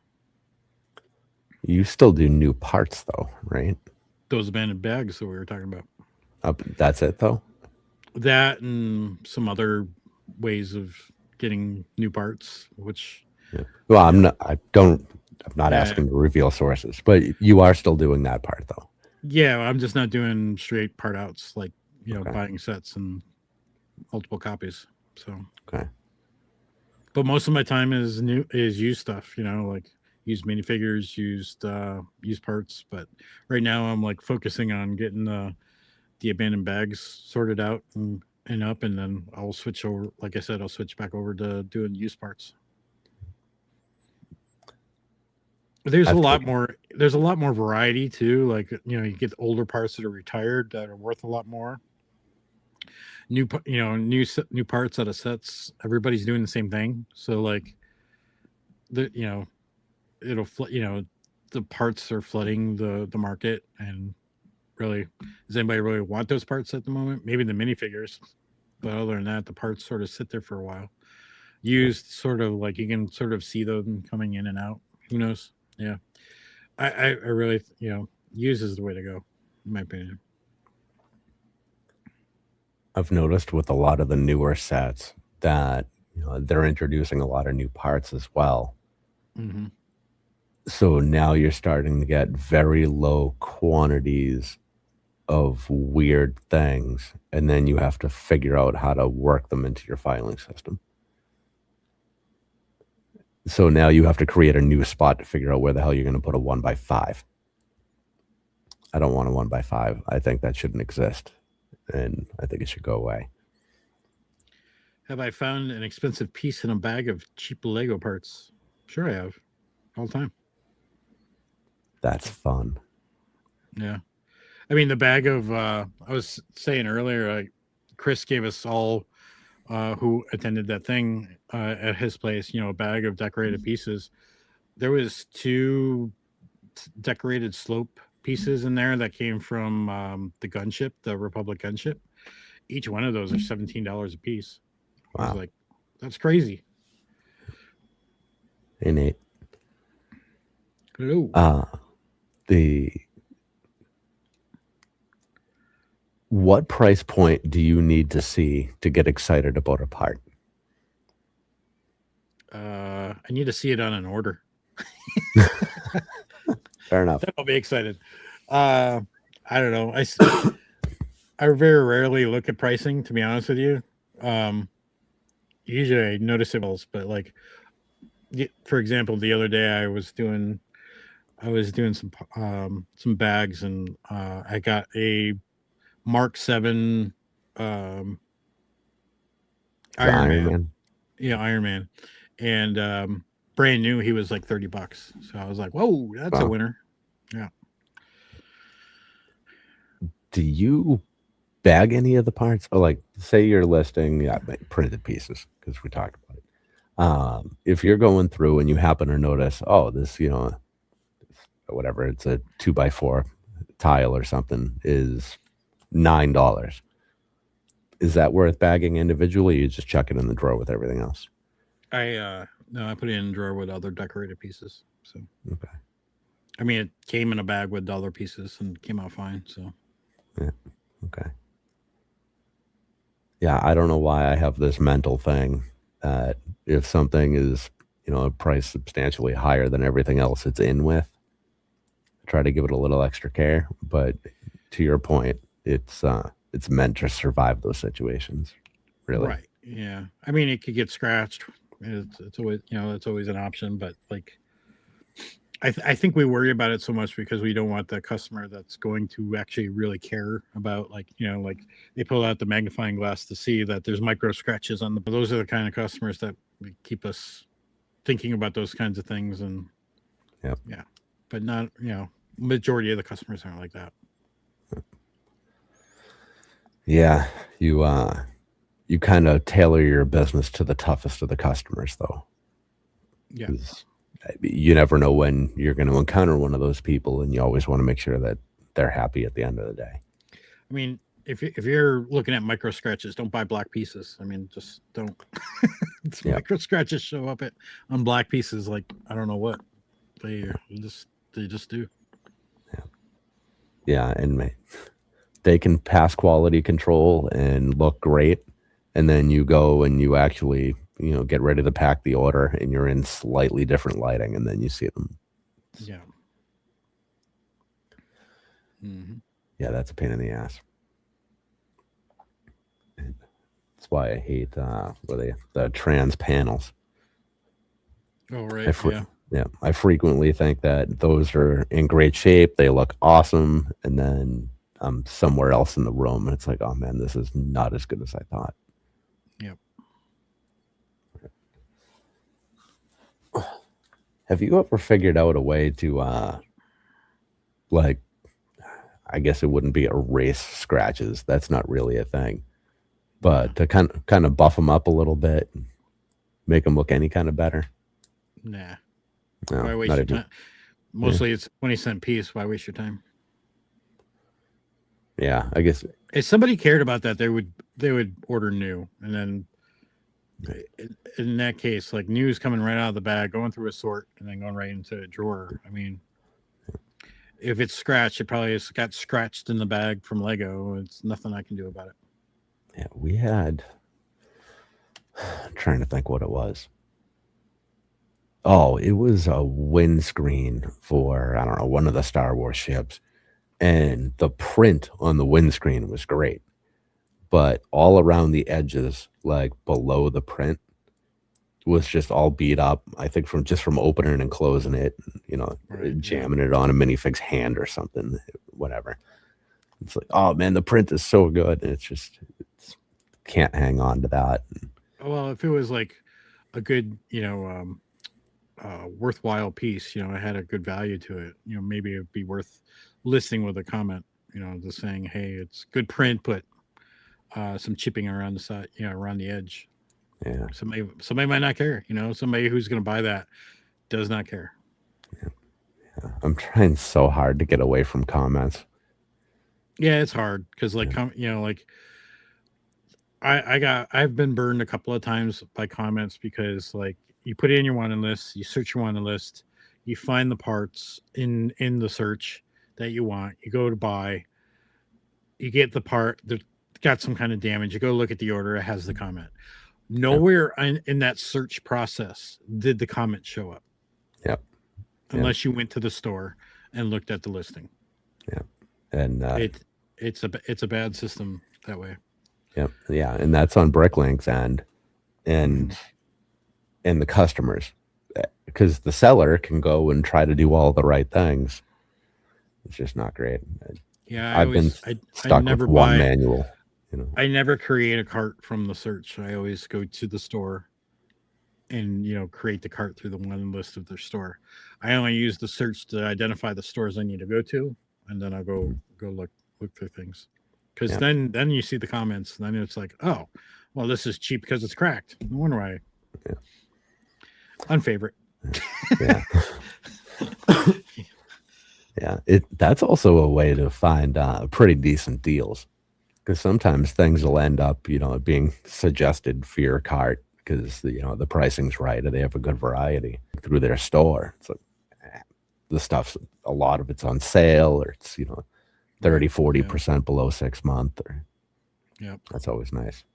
I found I had a really bad experience couple months ago where um, I went to a store and I bought 2,000 parts, and because they had a really good deep discount, and I get the order, and half of it was there. It was like the worst order experience I ever had. Like lots were missing, lots were incomplete. It was just all over the place. I got lots that weren't even part of my order. It was What? it was crazy. Yeah. Wow. And then I went back and they had just started their store. And I went back to their store, and of course the feedback was filled with negative comments because they were doing it to everybody else at the same time. So Wow. it was How does crazy. that even happen? I don't know. I couldn't explain it to me. Yeah, I mean, I guess I could see if it was close, out of parts that are very similar, but you get a slight variation, like the little ray guns that have 4 ribs instead of 5, stupid things like Yeah. that. I mean, they weren't even close in the numbers. I don't even know what they were doing. I didn't even like wait. I was listening. NSS. I sent the list of parts that were missing. He tried to refund me like that same day, but the refund never came. And so I could see that he initiated it. I could see on Stripe that he initiated it. I didn't have it in my account, and I waited because because they say, oh, it'll take 5 business days. So I waited 6 business days, and I still didn't have it. I'm like, what's going on? So I reached out to Stripe, thinking it's a Stripe issue. They're like, you got to reach out to the seller. I'm like, why do I? He's already refunded me. So I reached out to the seller. I'm like, you need to contact Stripe right now and figure it out. And I was like terse like that too. I was really mad at the point. Um, they had locked his account for some, probably because of all of none. And so he had to like unlock it, and then I got the refund like the next day. Weird. Yeah, I've issued a refund or two where there's been a pretty significant lag between issuing the refund and them receiving it, and I never get a good reason for that. Just probably could be their financial institution. Who knows? Who knows Yeah. what it's- you might be a newer store. Maybe PayPal's like holding it for some reason. I don't know. Who Yeah, knows? I mean, I don't know. I don't know how they define newer store. I mean, we are still a fairly new store, but I don't know. We're 240 sales in or something, so it's not that new anymore, I guess. Yeah, I don't Still know. tiny, but we're what do we figure? We're averaging 1.13 sales a day since we opened. Yeah, it's not too bad. Yeah, I mean it's progress. Or are you doing this full time? It's still a hobby. Hobby. Well, so Yeah, 1 point. Yeah, that's still good. yeah, yeah. Well, my big learning from doing the seller chat with Chris and Ben was, and it's like I'm kicking myself now that I'm full time, but like when I was working full time and doing this as a hobby, I wish I would have increased my prices by like 300% like they do, and build my store up. And so when I did get laid off, I could I could do what Chris is doing right now, bring the prices back down to normal, you know, normal and make it, make a lot of money because I would have had, a lot of lots in there. But I was chasing orders back when I didn't need to chase orders. Yeah. And when I really needed it, now I'm trying to build something bigger than I need. I'm trying to build the store bigger to be able to sustain being able to live off that money. Yeah. Yeah. We just had so much on hand that it was just money that was tied up. So I wanted to get it moving kind of as fast as possible. And the Lego business, the investing side, Bricklink, all of the various parts, it's entirely whatever it is, self-sustained. So it cash flows itself. I don't inject any capital into this business. Mm-hmm. That's how I was So if too. Yeah. So it's important that, we have at least some drips of sales come in all the time. Yeah. But I mean, it's, bootstrap, they call it bootstrapping, right? Like yeah, I think I put initial $300 to start the store, and then everything, I've just been reinvesting it, growing it organically. That's why it's taken so long, like, yeah, you look at Derek, Pop's Block Shop, like he grew from 2019 to where he is today. Like he shot right up, because he was putting everything into it, plus probably maybe a little bit more, and you do aggressive sales to be able to buy some more. Um, I wasn't really doing that. I was like working a full time job, traveling a lot, like 2 or 3 times a month. So like I didn't really have a lot of time to like put a lot into it. So any spare time I had, I was putting into it. So I didn't really grow very fast, but and like I'm at 450,000 parts now, and I'm like what, almost 10 years into it now. It's like that's really a small store for spending 10 years of your life trying to build a store. So, but I always good churn though. Like if the parts go in, the parts go out. So that's how I got to think of it. so I mean that's a good segue into Chip's question here. What would you consider a good sized store nowadays? We were having this discussion amongst the group the other day. Back when I started, I remember Chris at Bricks on the Dollar. He had like a 12,000 lot store, and that was considered huge back then. Like it was like maybe 2 million parts, 12,000 lots. It's like it feels like anybody can achieve that nowadays. Like that's easy to reach. Um, I think 25,000 is like the threshold now. Just be able to make a good living on it. You know, make a living on it. Be able to sustain yourself. 25,000 lots. Yeah, yeah. Wow. And that could be anything. Like I have a friend who just started the store who's grown to 23,000 lots. And they're doing pretty good with sales. And then you have Noah who's about at 30,000 lots, but he's at what's he at 800,000 parts maybe.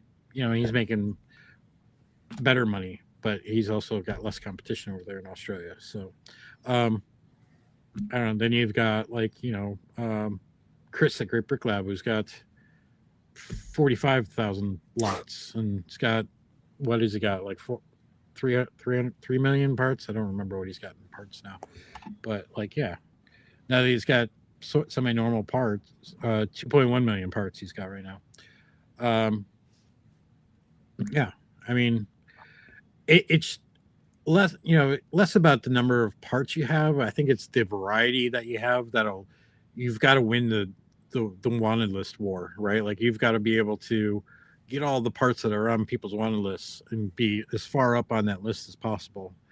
The number of parts is less meaningful because not I don't see a lot of people buying in bulk anymore off of Bricklink, to build mocks. Maybe you could tell me differently. You speak to a lot of mock builders, I would assume. Um, I don't know if they're buying that way on Bricklink. Maybe they just go to Pick a Brick and do that. Yeah, I think for the mock builders, it's more seasonal. Like coming into convention season, Yeah. they'll grab more. But uh, Pick a Brick has Now, gotten so good. yeah, You can buy direct from Lego, and you know that your new parts are actually new, and you can earn VIP points that are eligible for GWPs and everything else. So yeah. a lot of people Uh, have been going that route. the hard part about Pick a Brick is that most of that all comes in one bag, and you have to separate it. Like if you get a lot of variety in your Pick a Brick order, which is like, hey, it's a bonus for us Bricklink sellers. We're gonna at least you know one of our motto of our store is sorted Lego parts ready to build. It's because we're competing against Pick a Brick and the ability to uh, you know give you parts that are sorted basically. Yeah, yeah. It's I'll, some of I'll be those right. deliveries I'll are be right brutal. back. All right. Uh, Yeah, that's a good question. How Ralph's store ranks. What do you say? 450,000 parts? Is that where you said you were at? Yeah, 450,000 parts. I just got to 19,000 lots. Of the U.S. stores, there's the page of um, stores listed by ordered by lot count. I'm on page 2, at the bottom of page 2. So I can never find that. I got it in a bookmark. Okay. It is hard to find now since the menu reorder. I couldn't even tell you how to find it now. Yeah, because if you just go to stores like located in the US, it's just a list and there is no sorting options on there. And that is annoying. I just sent you the link in the private chat so you could, if you want to open it up. That is over here. Let's see. No, I really don't want to take a survey, but thank you, Bricklink. More seller tools. Oh, yeah. Yeah, Daddy Brick says you got to go to the sitemap to find it because they really buried it. It's always fun when you get on a page like this and you just kind of randomly scroll. It's like, wow, I've ordered from them. Wow, I've ordered from them too. Brickalotl is not a name you forget. Either is Or Brick not a name I Separators. forget. Yep. Wow, Brick Vibe on page 2, huh? Yeah, but it's by It's by lot. Yeah. by lot. Yeah. Okay. That's how this is ordered. And I'm down 4 from the bottom of page 2 there. 19,225. And of course, I'm going to point out if you go to top of page 3, there's Daddy O'Bricks. He's on page 3 now. We always like to throw each other under the bus when we get off of the second page. That's fun. 3,500 plus reviews is intense. That is awesome. Oh, for me? Yeah. It still feels, it's funny. You go to Brick Owl. I've been on Brick Owl the same amount of time, maybe a couple months less. I think I have 520 reviews. It's like nobody leaves reviews on Brick Owl. So weird. All right. Let's see. How far down the list do you have to go? Let's try page 10. For you? Yeah. How many lots are you? I think, what was I at? It was a 10-4, I think. Somewhere around there. Yeah, so probably bottom of page 10. Are you Brick Dynasty on Bricklink? Yep.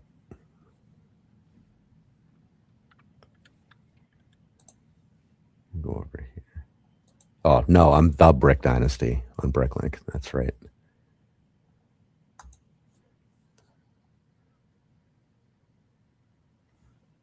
I can probably look it up this way.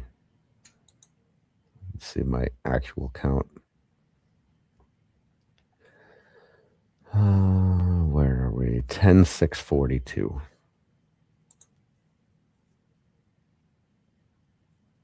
10,642, which I don't even see you there. No, that's weird. All right, hold on. Maybe I'm looking in the wrong spot. Store's open. Yep.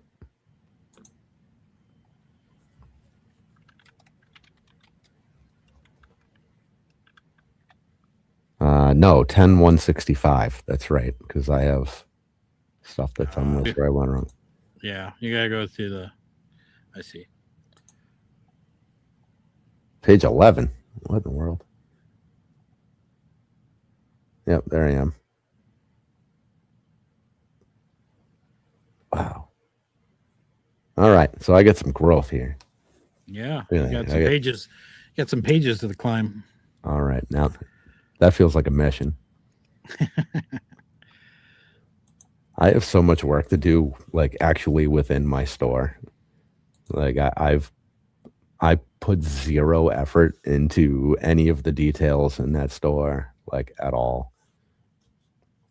I just kind of went full send, like let's just list some stuff and try to sell it, and we can worry about the actual details later. And then later never came. Yep. Yeah, gotta work on that. I missed it. What was that for? Your terms? Oh yeah, yeah. Yeah. There's little or nothing going on anywhere in there. I just rewrote Eventually. all mine, made sure it was like on brand. That was one of the things I did with the brand rebrand. Make sure the terms and the shipping uh, were on brand and stuff like that. So Now, with I'm trying to think here. Do you have a store minimum? Or no? $5. $5. Okay. Have Yeah, you I been tempted to calculate. raise that? No, No. I calculated out like what it cost. After you figure in shipping fees, what my shipping cost was at the time, PayPal fees, all the supply. I averaged out the supply costs around $4 and below. I was actually losing money. It was actually costing me money to send you something. So that's why I raised it.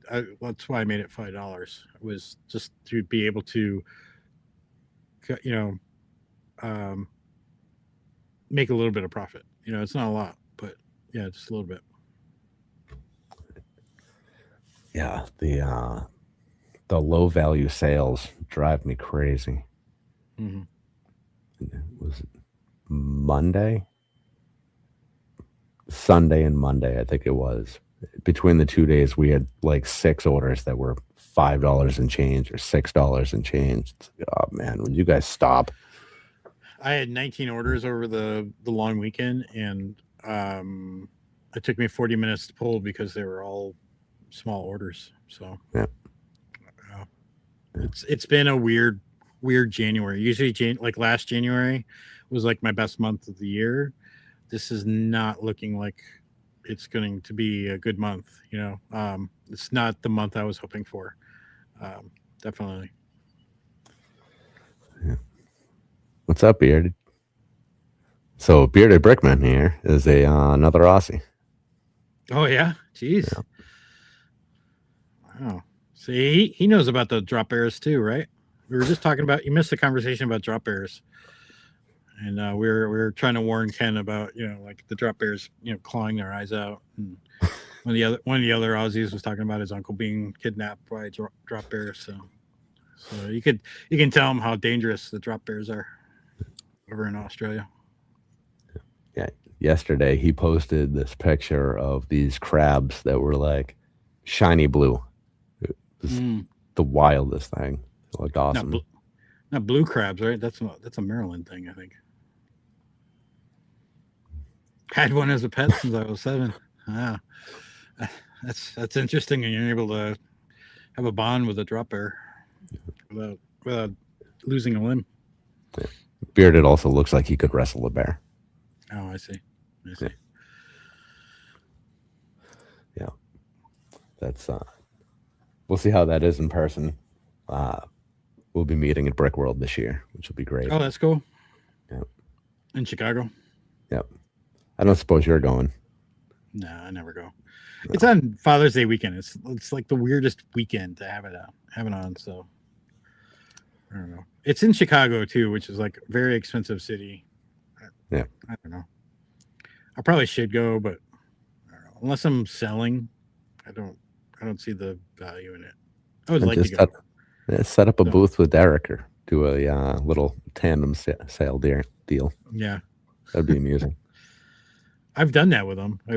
Well, not tandem, but like I went and helped them sell at Brick World Detroit right after COVID, and I wanted to learn what it took to like sell at a convention like that, and so he let me come and help, and it was enlightening. How much stock you needed. Yep. So Yep. Yeah, it was crazy walking by his booth. He's got a great setup over there.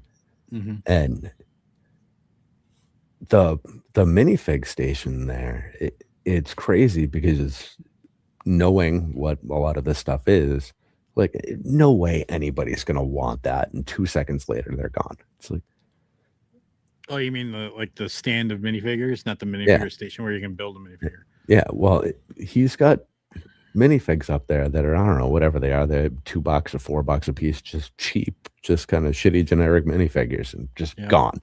Like, You know why? It's because the kids go by and they want to buy, they want to buy something, and his booth is usually the cheapest booth in the entire event. yeah, You know, even though they're higher prices than you would normally pay, that's how it gets you, right? Like, and yeah, he also gets you with the deals. I did a video when I went and visited him on his pricing structure and his pricing strategy and why it's genius, right? Like, um, you can buy one figure for $3, like this, grab bag type of box that he had at the time. I don't know if he still has it, but like you could buy one for 3, or you could buy, what was it, 2 for 5? Oh, I get a mm, deal. I can buy yeah, 2. So that's what you usually do.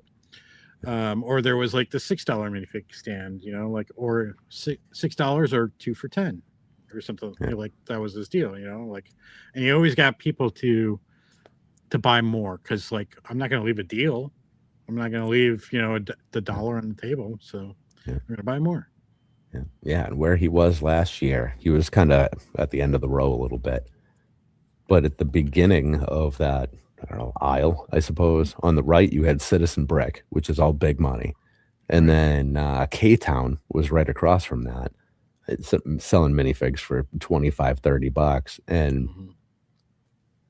they're not any kind of licensed IP. It's, Castle stuff or whatever. It's not even authentic Lego. So then you can go over to Derek and buy stuff you actually recognize for cheap compared to Yeah. the other ones. So Yeah. pretty good setup. He's told me many vendors have angrily have told him to raise his prices. Yeah, Yeah. yeah. And He's like, he stays busy too. yeah, Yeah, yeah, yeah. It was a very busy. Oh, I was only there for a day and a half, but it was very, very busy that first Saturday. Definitely. The Sunday was a little bit more quiet, but that first day was crazy. I'm not sure how it is at Brick World Chicago, but like in Detroit, it was still busy, and that was the bad one. They didn't even do Detroit anymore. They moved it over to Grand Rapids. yeah, yeah. Chicago is, it's nuts. I mean, it's the only like real, I don't know, whatever you want to call it. Um, It why am actually I is. It losing my actually words feels like here? a convention too. Like, there's Yeah, talks, there's things to yeah, do, yeah, versus like Detroit, where it's just like it's a typical small, little show where the mock builders show their stuff, and then you got vendors around the side. There's really not much else to do. yeah, yeah. Yeah. I guess. Well, I mean, they call it a convention, but it really, truly is. Hmm. And Yeah. you go in the lecture halls and you actually sit, and there's a ton of people in there, and there's something real going on. Right. Yeah, it was a lot of fun. And Bricklink actually shows up and does, shows something, and yeah. Yeah. Yeah, and they gave away a bunch of free sets all to land members because, that's how that worked out. Yeah. Because why wouldn't they give them directly to land members who they assign the seats to? Right. Yeah. Yeah, a lot of us are still a little irritated about that, but that's fine. Yeah. We still did get some decent free stuff out of that. Mm. Do I still have it nearby? Uh, I guess it's over there. I don't want to knock things over. But they gave us 1x8 bricks with Bricklink 25 on them. Hmm. Okay. And there's actually been a couple that have sold for decent money on Bricklink. Oh wow. Yeah. Which I find amusing because they're like, yeah, Right. I don't want this. We'll just sell it back on your platform. That's funny. Yeah. Somebody will get it. Somebody wants it. Yeah. Yeah. I'll wait a couple years and then I'll list mine. We ended up with 2 because wife came with me. So yeah, or maybe we should. I don't know. Whatever. We'll figure it out. But free stuff is good. I'm always in favor of that. Yep. Let's see. Someone asked, yeah, how Derek is able to sell at the 6-month average and maintain a store that size. You know what's funny is he normally isn't at 6 months average. Like he's usually above, but then like his sales bring him back down to Okay.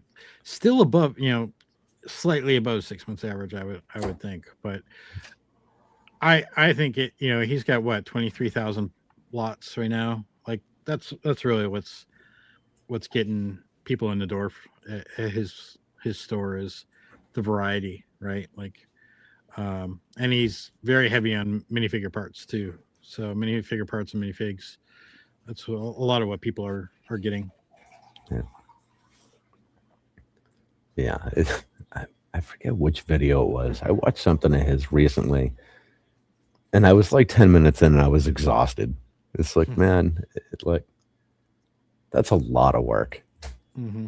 Like, I give him so much credit. Like, and I assume his average day is somewhere close to what he shows.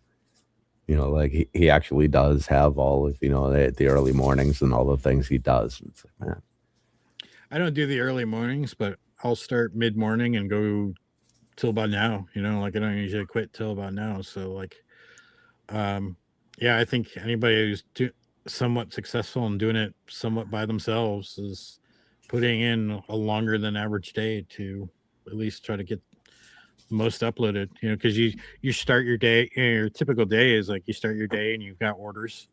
You check your messages. You got orders. You got to pull all those orders, get those out. Then you can start uploading. You know, so what are you going to upload? You got to do some prep for that. You know, that's typically my day. You know, start doing some sorting, get something ready to upload, then you know get that over here and start sorting. You know, like the tiles I did today, I had to sort them into 1x tiles, 2x tiles, all the various other tiles that I throw into there. I got everything but the 1x tiles and the 2x tiles uploaded today, so that'll be. I would have done more of that tonight, but we were chatting, so and then you know that'll get all uploaded, and then again tomorrow I'll do the same thing with that, and then I spend like 1 or 2 days doing just pure minifigs, which is fun, and so, yeah, it's fun to find the stuff, but then it sucks putting them away. It's not as easy to put them away as everything else, yeah. but yeah, but Yeah. that's where the money is. Do you card yours? No, No. like Derek does. You mean? Yeah. No, I made that system for him though. Okay. Like Maybe that's what I was thinking of.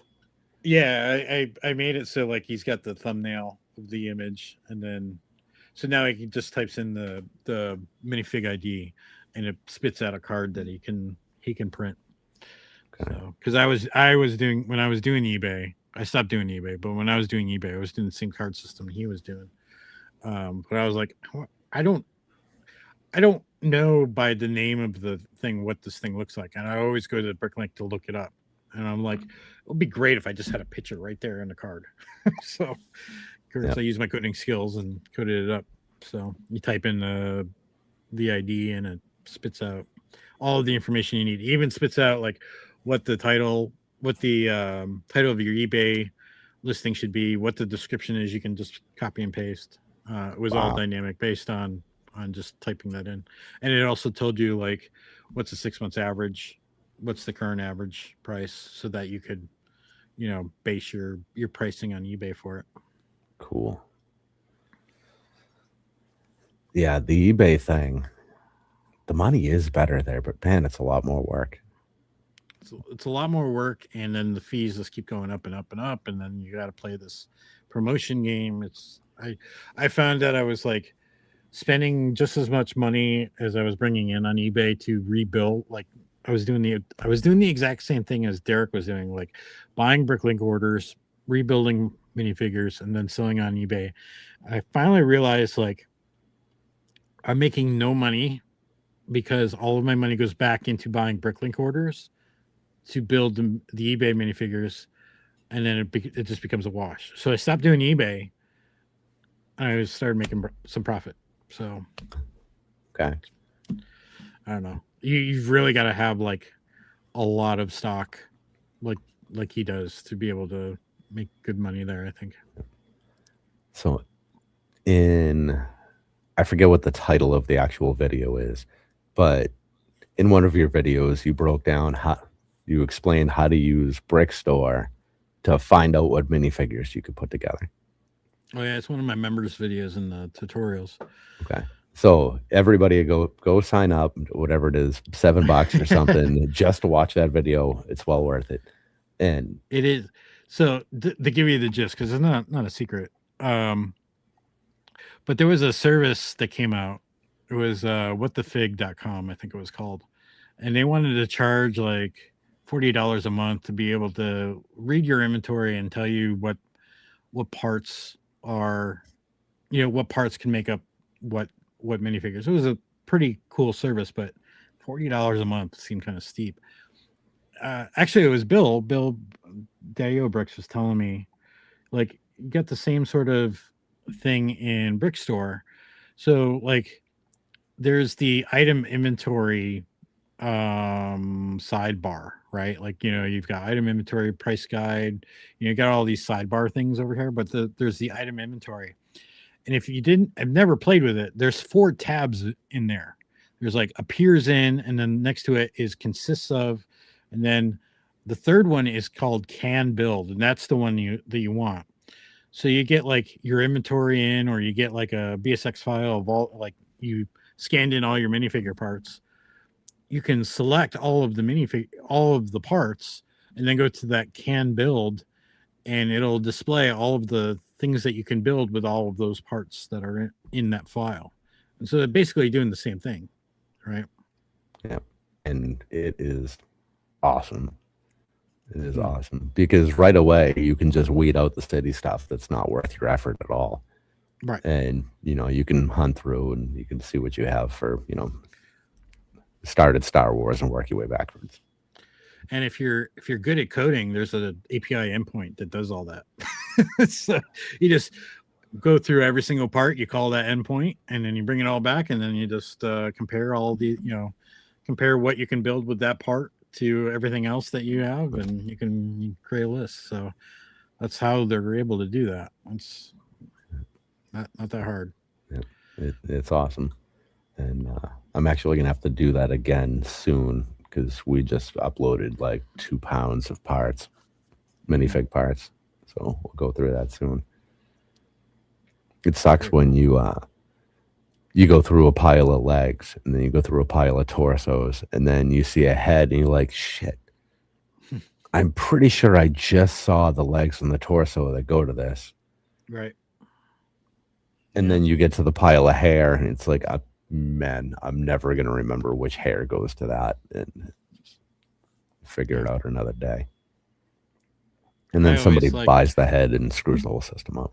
I always do the torsos first, and then I look at what minifigures go with that torso, and then like I've already sorted everything out. So if like I see that and I go, I remember most of those parts, I'll go and look and see if I can build it real quick before I move on. So I always start with the torsos first, and I can usually remember that if I have most of those parts. Okay. Go dig for them. Yeah, I start wherever I happen to be in the pile. We got it was 4 pounds and change of minifigures, parts, and accessories, and it was a pretty even split, like 2 pounds of figs and parts and 2 pounds of accessories, which is a lot of freaking accessories. Yep. And it was actually pretty good. We made, I think we paid $300 for the lot. I think it was. That's not bad. Yeah. And we made our money back on the first like 10 sales or something. It was a pretty good deal.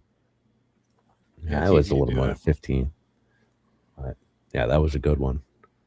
It was one of the rare times I actually threw a just a wild offer out there on eBay, and they're like, "Yeah, okay." Like, what? I can't believe What you accepted that. Like, would you say it was 4 pounds? yeah, yep, $300.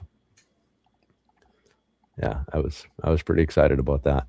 Yeah, so Uh, you paid the exact average of well no half of, so usually you pay about $150 a pound, and but if my math's right, you did $75 a pound, which is pretty good. yeah, yeah. I mean, and again, that was with 2 pounds of that being accessories. Hmm. And There you had was, parts thrown in there too, so yeah, okay, yeah, it sort of washes out. yeah, yeah. There was a couple that I always look to see whether they're an actual Lego seller Hmm. or if there's somebody who just sells a bunch of bullshit and they happen to have some Lego. Hmm. And looking at blowing up the pictures and kind of scanning around, it's like, I recognize that, and I recognize Hmm. that, and I recognize that. So as long as these aren't damaged, then I'll feel good about this lot. And I lo- I love the sellers that, like, they don't sell strictly Lego, right? And they sell mm, like all sorts of things that I'm sure they found at thrift store they thought was valuable. And yeah, they stumbled across like this bag of minifigures or something, and they lay it all out, and it's like 127 minifigures for $127. And you go and look at it, and it's like every single minifigure is mismatched. Like it's like a stormtrooper helmet on, Emmett's body, and some Ninjago legs. It's like that's more work than that's worth. yeah, yeah, yeah. And then just like even the hands are mismatched and the arms don't belong on the torsos. It's like, man, Yeah. What's somebody's hard about kid had a those? great time with that. Yeah, the hard thing about those lots is like you really got to like look at it closely to make sure that like you don't see damage, because if you see like a lot of figures that are damaged, then that's probably not a good lot to go after. Yeah, But it's always really hard to see damage in pictures. yeah, yeah.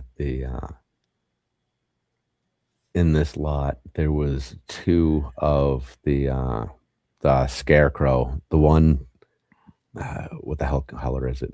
I don't know. He's got the tan head, but it almost looks like it should be glow in the dark when you see it in a bleached out picture.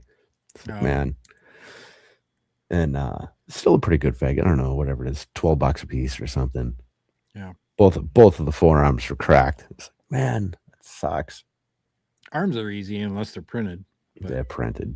Yeah, oh well, there you go. Yeah. yeah. It's like, oh man, yeah. It still worked out okay. The the sum of the parts worked out to be like $8 without arms. Hmm.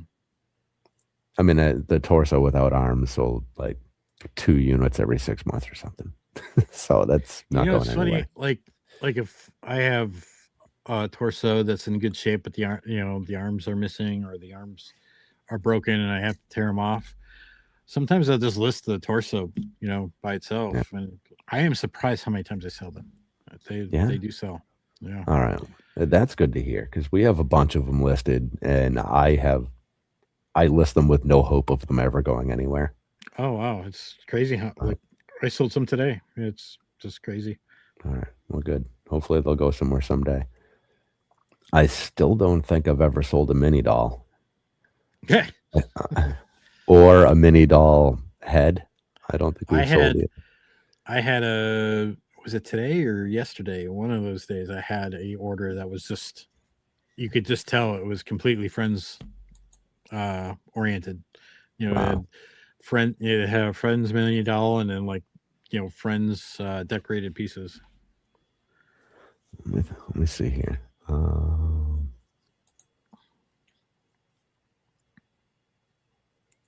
All right. Well, something's not right here. Apparently, I never finished listing mini doll heads because this says I only have 16 lots, and I know that not to be true. Oh. Hmm. Interesting. All right. Well, I got some work to do there. Unless, let me look at the quantities here. No, I get some work to do. All right. Well, maybe I'd be more likely to sell more if I had them all listed. Yep, probably. We'll go with that. Oh, shit. That's really disappointing. I actually went through and put all the effort into making sure they were all identified properly in like bagging in groups. Like I have 10 of this head to put them in a bag do together. you, So do you still have the file though? If you still have the file, you should be just find it and make sure that you didn't upload it, and then go ahead and I upload it. think, yeah, I don't know. So I haven't figured out yet a decent naming convention for being able to track down when I do things in Brickstore. So my file naming convention is usually I work in either new or used exclusively when I create a file. So that's Mm-hmm. the first thing, is it new or used? Then the date, starting with the year, the month, and then the day. So it's in order. And then usually, typically, like, what is this file usually consist of? So like today I was working on tiles, so it'd be tiles 1 or tiles 2 or tiles round, or like some, usually when I do tiles, it's like multiple files, right? Because like every time I fill up that cart, that'll be a file. Okay. And then when I upload it, I have an upload folder. That file goes in the upload folder. So I have Okay. files for multiple years in that folder. Okay. So if in this case, you would look for a file that said used 2026 121 mini doll heads. Yeah. Something. Okay. Yep. Yep. All right. I just started using dates very recently, but that's Well, the all it dates says. help because, like, how many, you could, next time you do minifig doll heads, you don't want to say minifig doll heads want, like minifig dolls heads, right? Like that's Mhm. a terrible name, because then that's going to overwrite whatever file. So like, you put the date in there, and just so it's unique, right? Yep. Okay. That makes good Yeah, sense. I just looked. I have 1,856 Brickstore files in my Wow. upload folder, dating all the way back to when, I don't know. Hold on. I don't even think I loaded all of them in.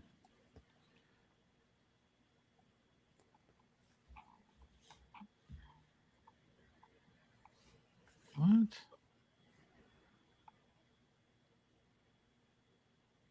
Okay. Oh, I probably moved. Yeah, that's right. They were all like all the old ones are dated January 24th, 2025. It's probably because I moved them into iCloud at that point. I went away from Google Drive to iCloud. 2022 is the oldest one in there, looks like. Oh, they're all out of order because they all got the same date created. Let me do, that'll probably work better. Sort by the, File name. yeah. I don't know. Now, what is the reason for saving files that are 4 years old? Just Auditing. because there's no point in deleting them? Or? Auditing. So you don't have Brickell, right? No, not yet. So okay. So one of the big benefits of Brickell is it has a history. Mhm. So like if you lose a part, um there's some investigating you can do, and utilizing Brickell, sometimes you can determine that a lot that that lot that you don't have enough of that part, or you can't find that part, was listed on so and so date. Well, I can go to that date file and pull it up, and okay, what remark did I put on that, or what, maybe I put it in the wrong drawer and I typed it in wrong. What are the other drawers that I put in around the same time, like, because it has the right order. So I can like do some investigating based on the file that I have, and try Okay. to find it. And I typically can find a lot of my parts just because I can use the Brickell history of that lot to try to find where when I uploaded it, or maybe like when did something else in that drawer sell out, and then I can go see other drawer, what day was that order that drawer sold out that other part. Then I can go find that order and find other drawers uh that are sold out at that same time and go hunt around in there. So yeah, there's lots of ways you can investigate trying to figure out Okay. how you screwed up. All right. So they give you much better access to information than Bricklink does. Oh yeah, Or yeah, okay. yeah. So Bricklink, typically you want to delete your lot when it goes to 0, so that like when you re-upload that lot, you can send out a drive-through notification. Bricklink holds all that information, plus all of the history, like every change you made of that lot. So like if you make a price change, you make a remarks change, you make a sale change, it holds all that data, and so you can do some sleuthing through there, and then tie that to the history of your Brickstore files. You can typically figure out what you did wrong and try Okay. to, there's some common things. You fat fingered it, and it's like right, it's in a drawer because you're dyslexic. So you just got to figure out the right combination of the four numbers that you put it in, or you put it in the wrong drawer, but you're looking at the different number, and yeah, and usually looking at the file will show you that.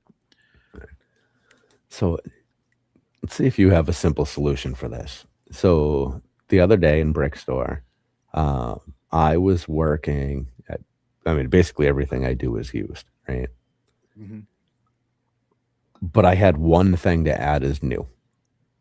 So I toggled over to new, added it, never toggled back to used. Did 250 lots in that file or something, uploaded every bit of it as new. Ooh. So I manually went back and fixed every single one. Yeah. Is there an easy fix to that, or does that just suck always? I would pull in your inventory from in the Brickstore. Mhm. I would show the added column, sort by date, and find all of those slots that are in the date, and then you can do a mass update right there Okay. instead of going through Bricklink one by one for all those individual things. You Okay. can at least group them together, and then change all of them from new to used, and then do an update. Now, is there a way to have two files open at the same time in Brickstore? Yeah, there's a split feature. So there's an icon, like where the file name is, and then if you keep going past the how much your file costs, there's the filter icon. Right next Yep. to it is a split icon, so you can split your screen horizontally or vertically, and then you can have two files open right next to each other. Oh, I never even looked at that. That's fantastic. Okay, because with what you're talking about, being able to sort by added, that's awesome, but I would also need to have another screen showing me what I actually added, because I'm Right. not going to be able to do that from memory. That's fantastic. Yeah. All right. So next time I do this, because I'm not going to say I'm never going to do it again. No, because you're gonna actually verify the parts on the verify screen when you upload.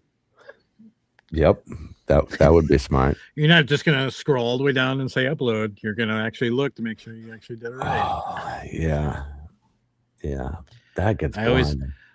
I always catch not putting in the my cost field on that screen. But Cost is hard.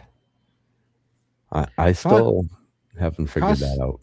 yeah, cost is easy. Like, how much do you think on average you pay for a pound of bulk? Oh my God. Last year, I think we averaged out somewhere 250 a pound. 250 a pound. Right. Yeah. Okay. So you enter in all of your parts into your file, Mhm. and you select all of it, and then in the info screen it tells you how much that weighs, right?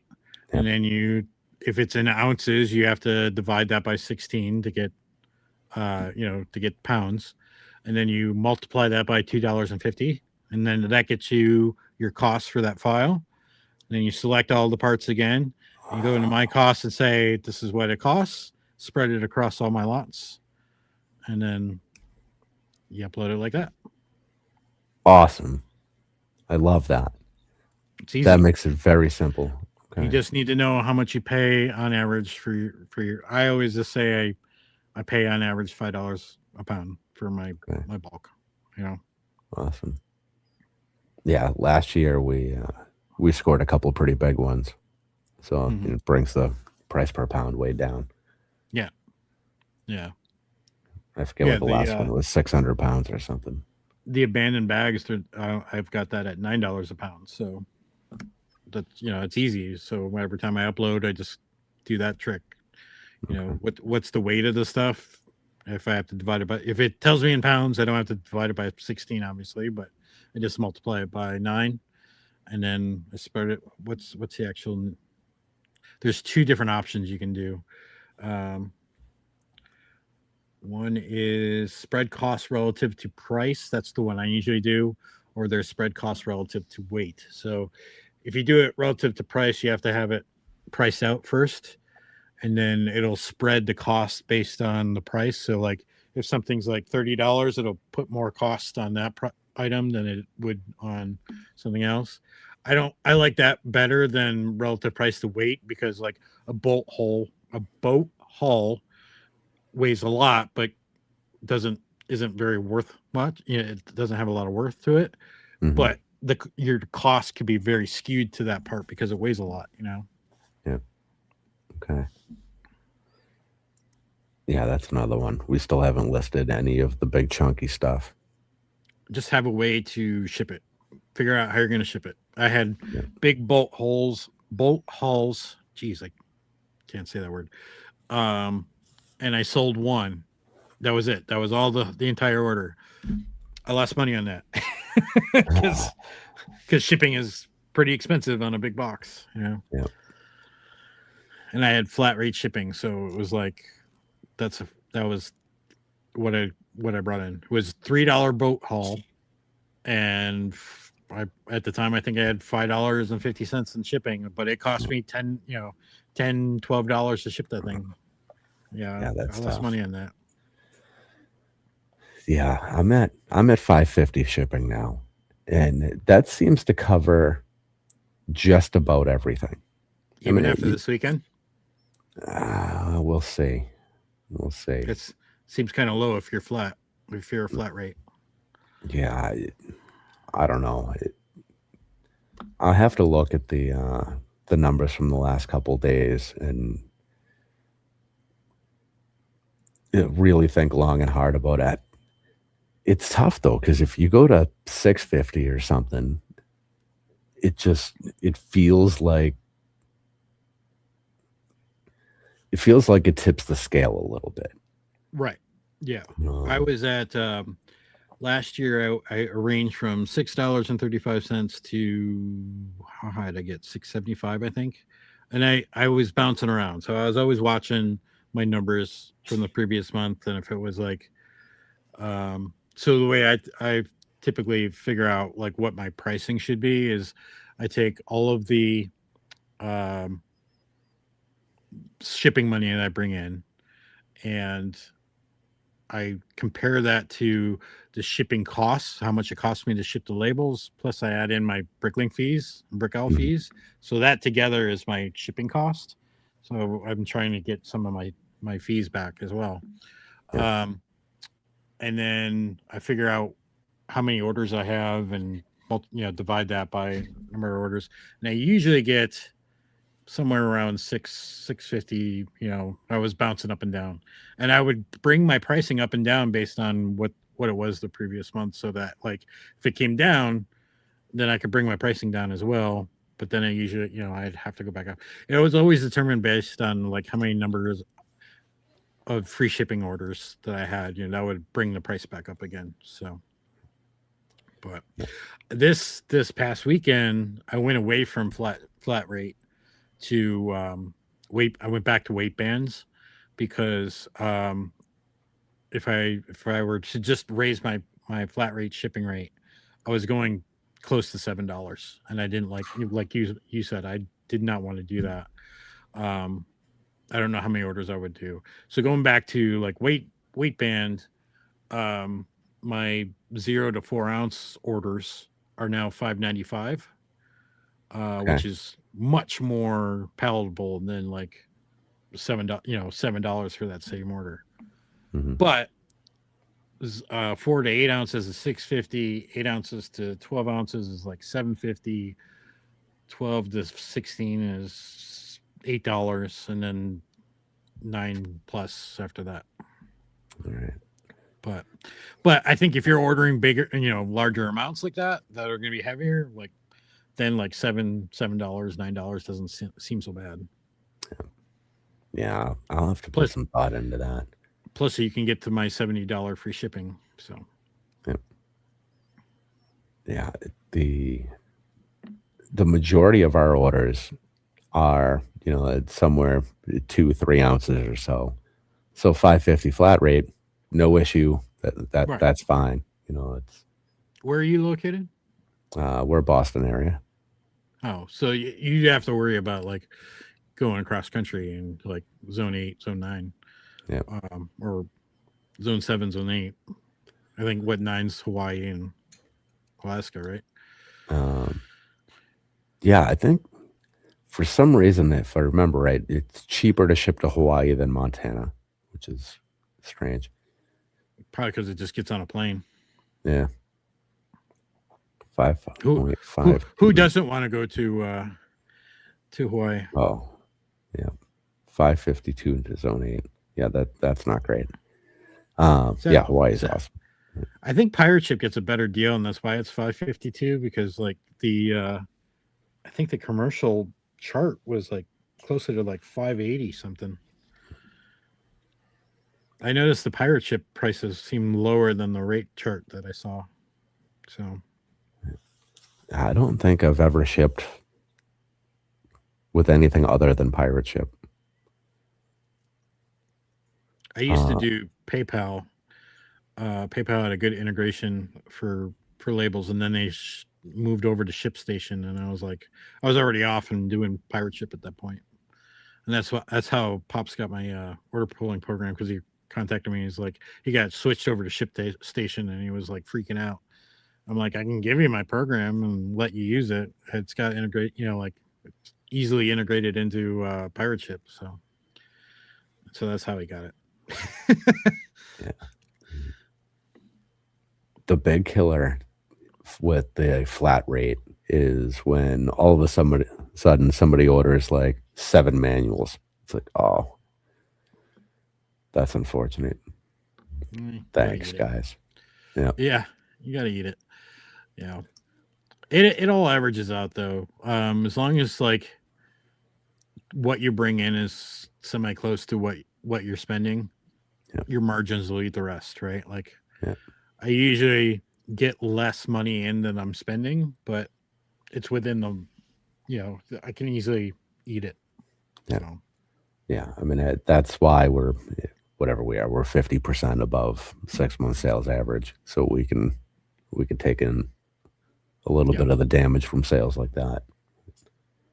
And if you start tracking my costs, you'll see like some of these orders is like, oh, it only cost me like $3 for all the parts, and I've made $30. So it's like, and like when your shipping is like $7 and you took in $5.50, it's like, oh, what's that extra $1.50? Who cares? Yeah, it's great though when you get an order that. What was the one the other day? It was 570 something parts, and it was like $8. It's like, oh shit, come on. I love those. I love those. Yeah.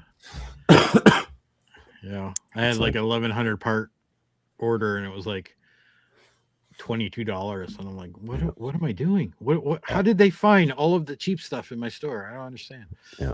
It's like, man, I don't need the practice. I mean, I personally need a little bit of practice, but the problem with those orders is I feel bad because my wife does 95% of our packing and shipping.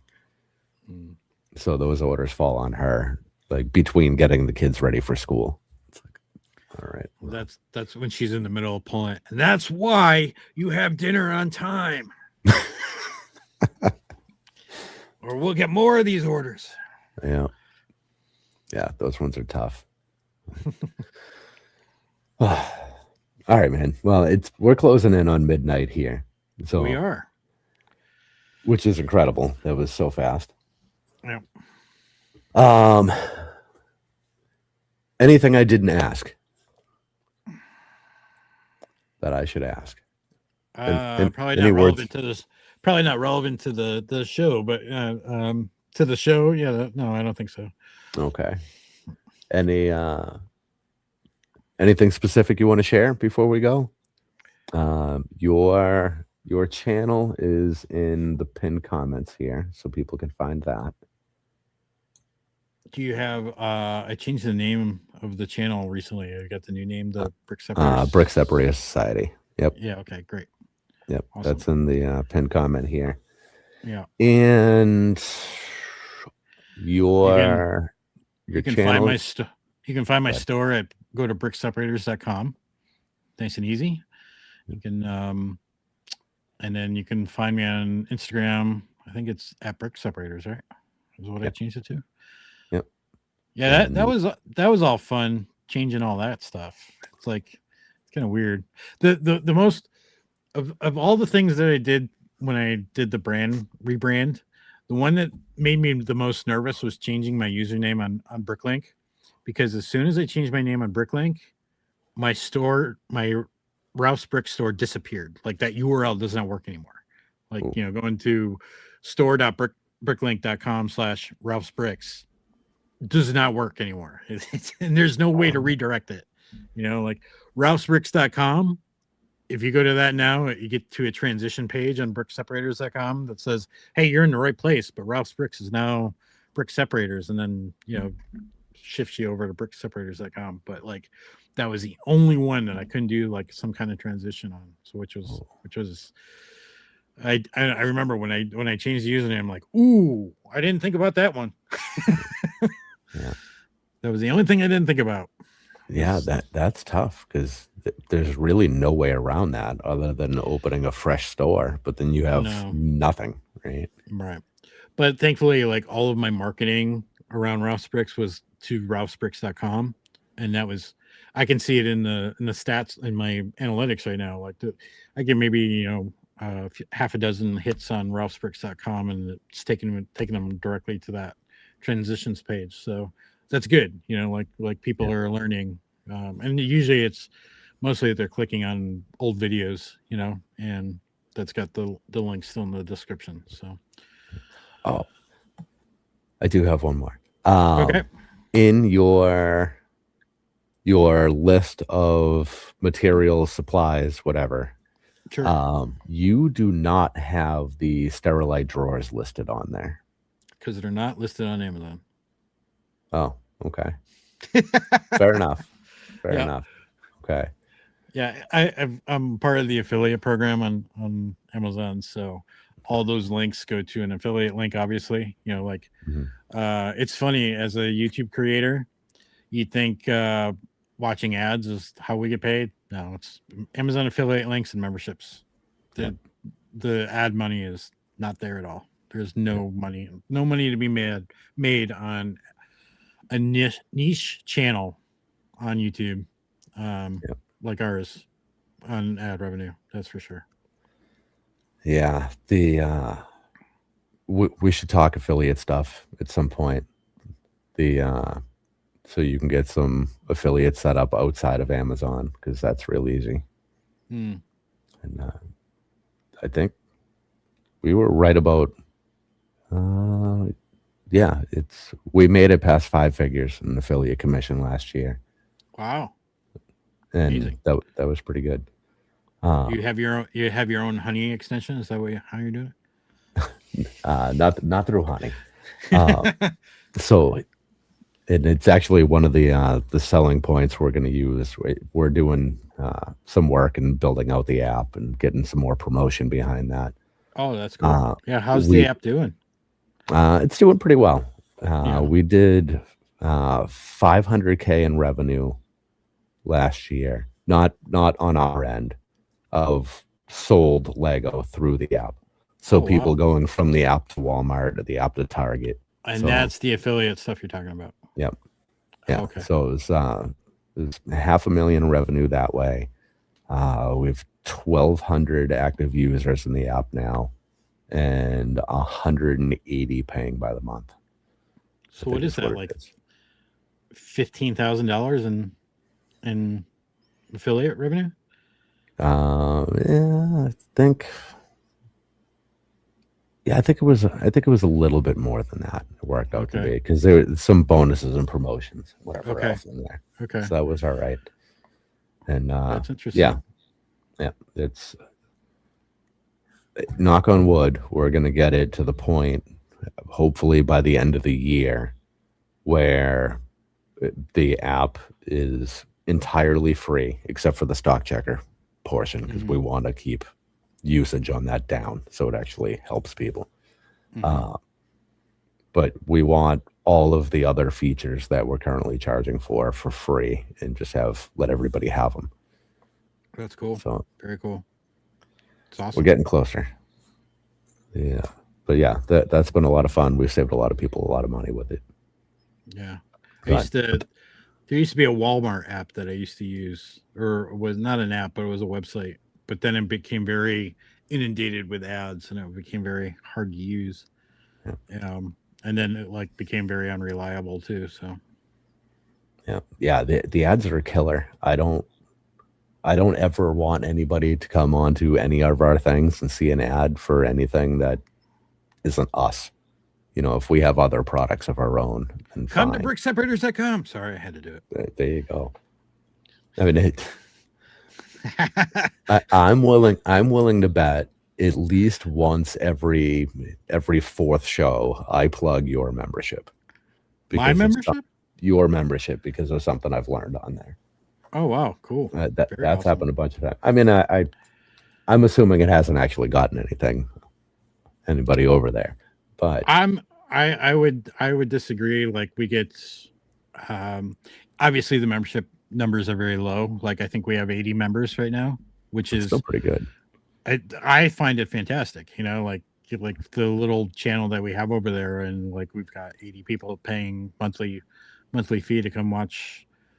You know, maybe 1 or 2 videos a month that we put out. So like, yeah, those seller chats are gold.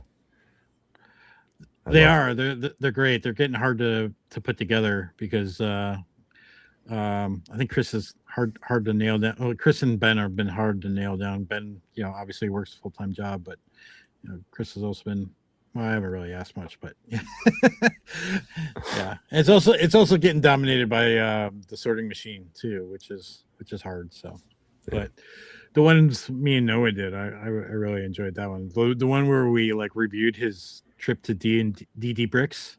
Yep. I love that. I love the insight I was able to draw out of him. Like, okay, you're looking this way. What's around there? What didn't you see? You know, share that was great. That was just fantastic. Yeah. That would. I love that kid's energy. It's so good. Yeah. I took him to his first hockey game. Well, that was fun. I wanted to get him right down on the glass. And I like, it was what I didn't realize. It was like hockey fights cancer night. So like the arena was packed. Right. So I got him at least 4 rows close to the glass. And so we were close enough into the corner where at the beginning of the game, the players were throwing pucks over to the kids, and they threw it over to the adults that were sitting right in front of us. They were season ticket holders. They get pucks all the time. They were not interested in pucks. So she goes like, what am I going to do with it? And she started putting it in her pocket. And I go, hey, my friend's from Australia and he's never seen a puck before. Can I just show it to him? And she's like, oh, you can have it. And then like he started talking and it was like, that was it. They were like in love with him, you know, just because of his accent. They're like, hey, we've got 2 seats down in here up front. You guys can have them. I don't think our friends are coming. So we got right on the glass because of his stupid Australian accent. So there you go. I was so mad at him that day. I'm like, I tried to buy us our tickets down there, and you just open your mouth, and there we are down there. That's so funny. And then, of course, we had to, we sat there listening to stories about people's trips to Australia, and I was like, oh, really? I came for hockey, and now it came for story time instead. Yeah, and then we had to hear about drop bears. And, God. Oh man! And how like almost took out the one lady's eye. It was like, oh my God, they're just crazy over there. Apparently, stole Liam's uncle. Yeah, I'm telling you, man. Look him up after the show. All right, I'll do that. All right. Well, everyone, thanks for hanging out tonight. All of Ralph's links are in the show description, so you can find those there. Go make sure you sub, follow, do all the things. If you haven't for some reason, which would be odd, if you could actually go and subscribe to this channel while you're here, that'd be awesome too. Like button, it probably wouldn't hurt if you gave that a little tickle or something too. Smash that like button. Yeah, you can smash it. You can caress it. You can just touch it however you want. Just don't tell anybody if it gets weird. You want to see something cool? Yes. What is it? Hit the subscribe button down below. Now, when you go back to rewatch this video at that point, we're at 2 minutes 47 seconds. Watch what happens to the subscribe button when I say that. Does something happen to the button? Yeah, if you guys that are on, watch what happens when I say subscribe down below. Somebody tell me what happened in the comment. Oh, now I want to know. I should be watching this show. Hold on, I'm going to rewind. Oh, you know what? It's going to be painful. I can't do that. Do it later. You'll like it. I saw Bricksar did it once, and I was like, holy crap, that's awesome. Oh, Bricksar. I haven't seen him in ages. I don't know why I don't get notifications for him anymore. That's strange. Is he still doing videos? I don't. I think so. I mean, he's still got his podcast. But... Oh, okay. Brick Trains, yeah. Yeah. Cool. Yeah. All right, sir. Well, I appreciate you hanging out. I appreciate you having me on. Yeah, absolutely. Talking about brick separators. I love it. Yeah. So hopefully the rest of the transition goes well. Everybody catches on. And that's so good. And we should talk about merch because I need a t-shirt. So we have to figure out a way to make that happen somehow. Sounds good. All right. Well, thank you again. Thanks everybody for hanging out. And we will see you next week. Good night, guys.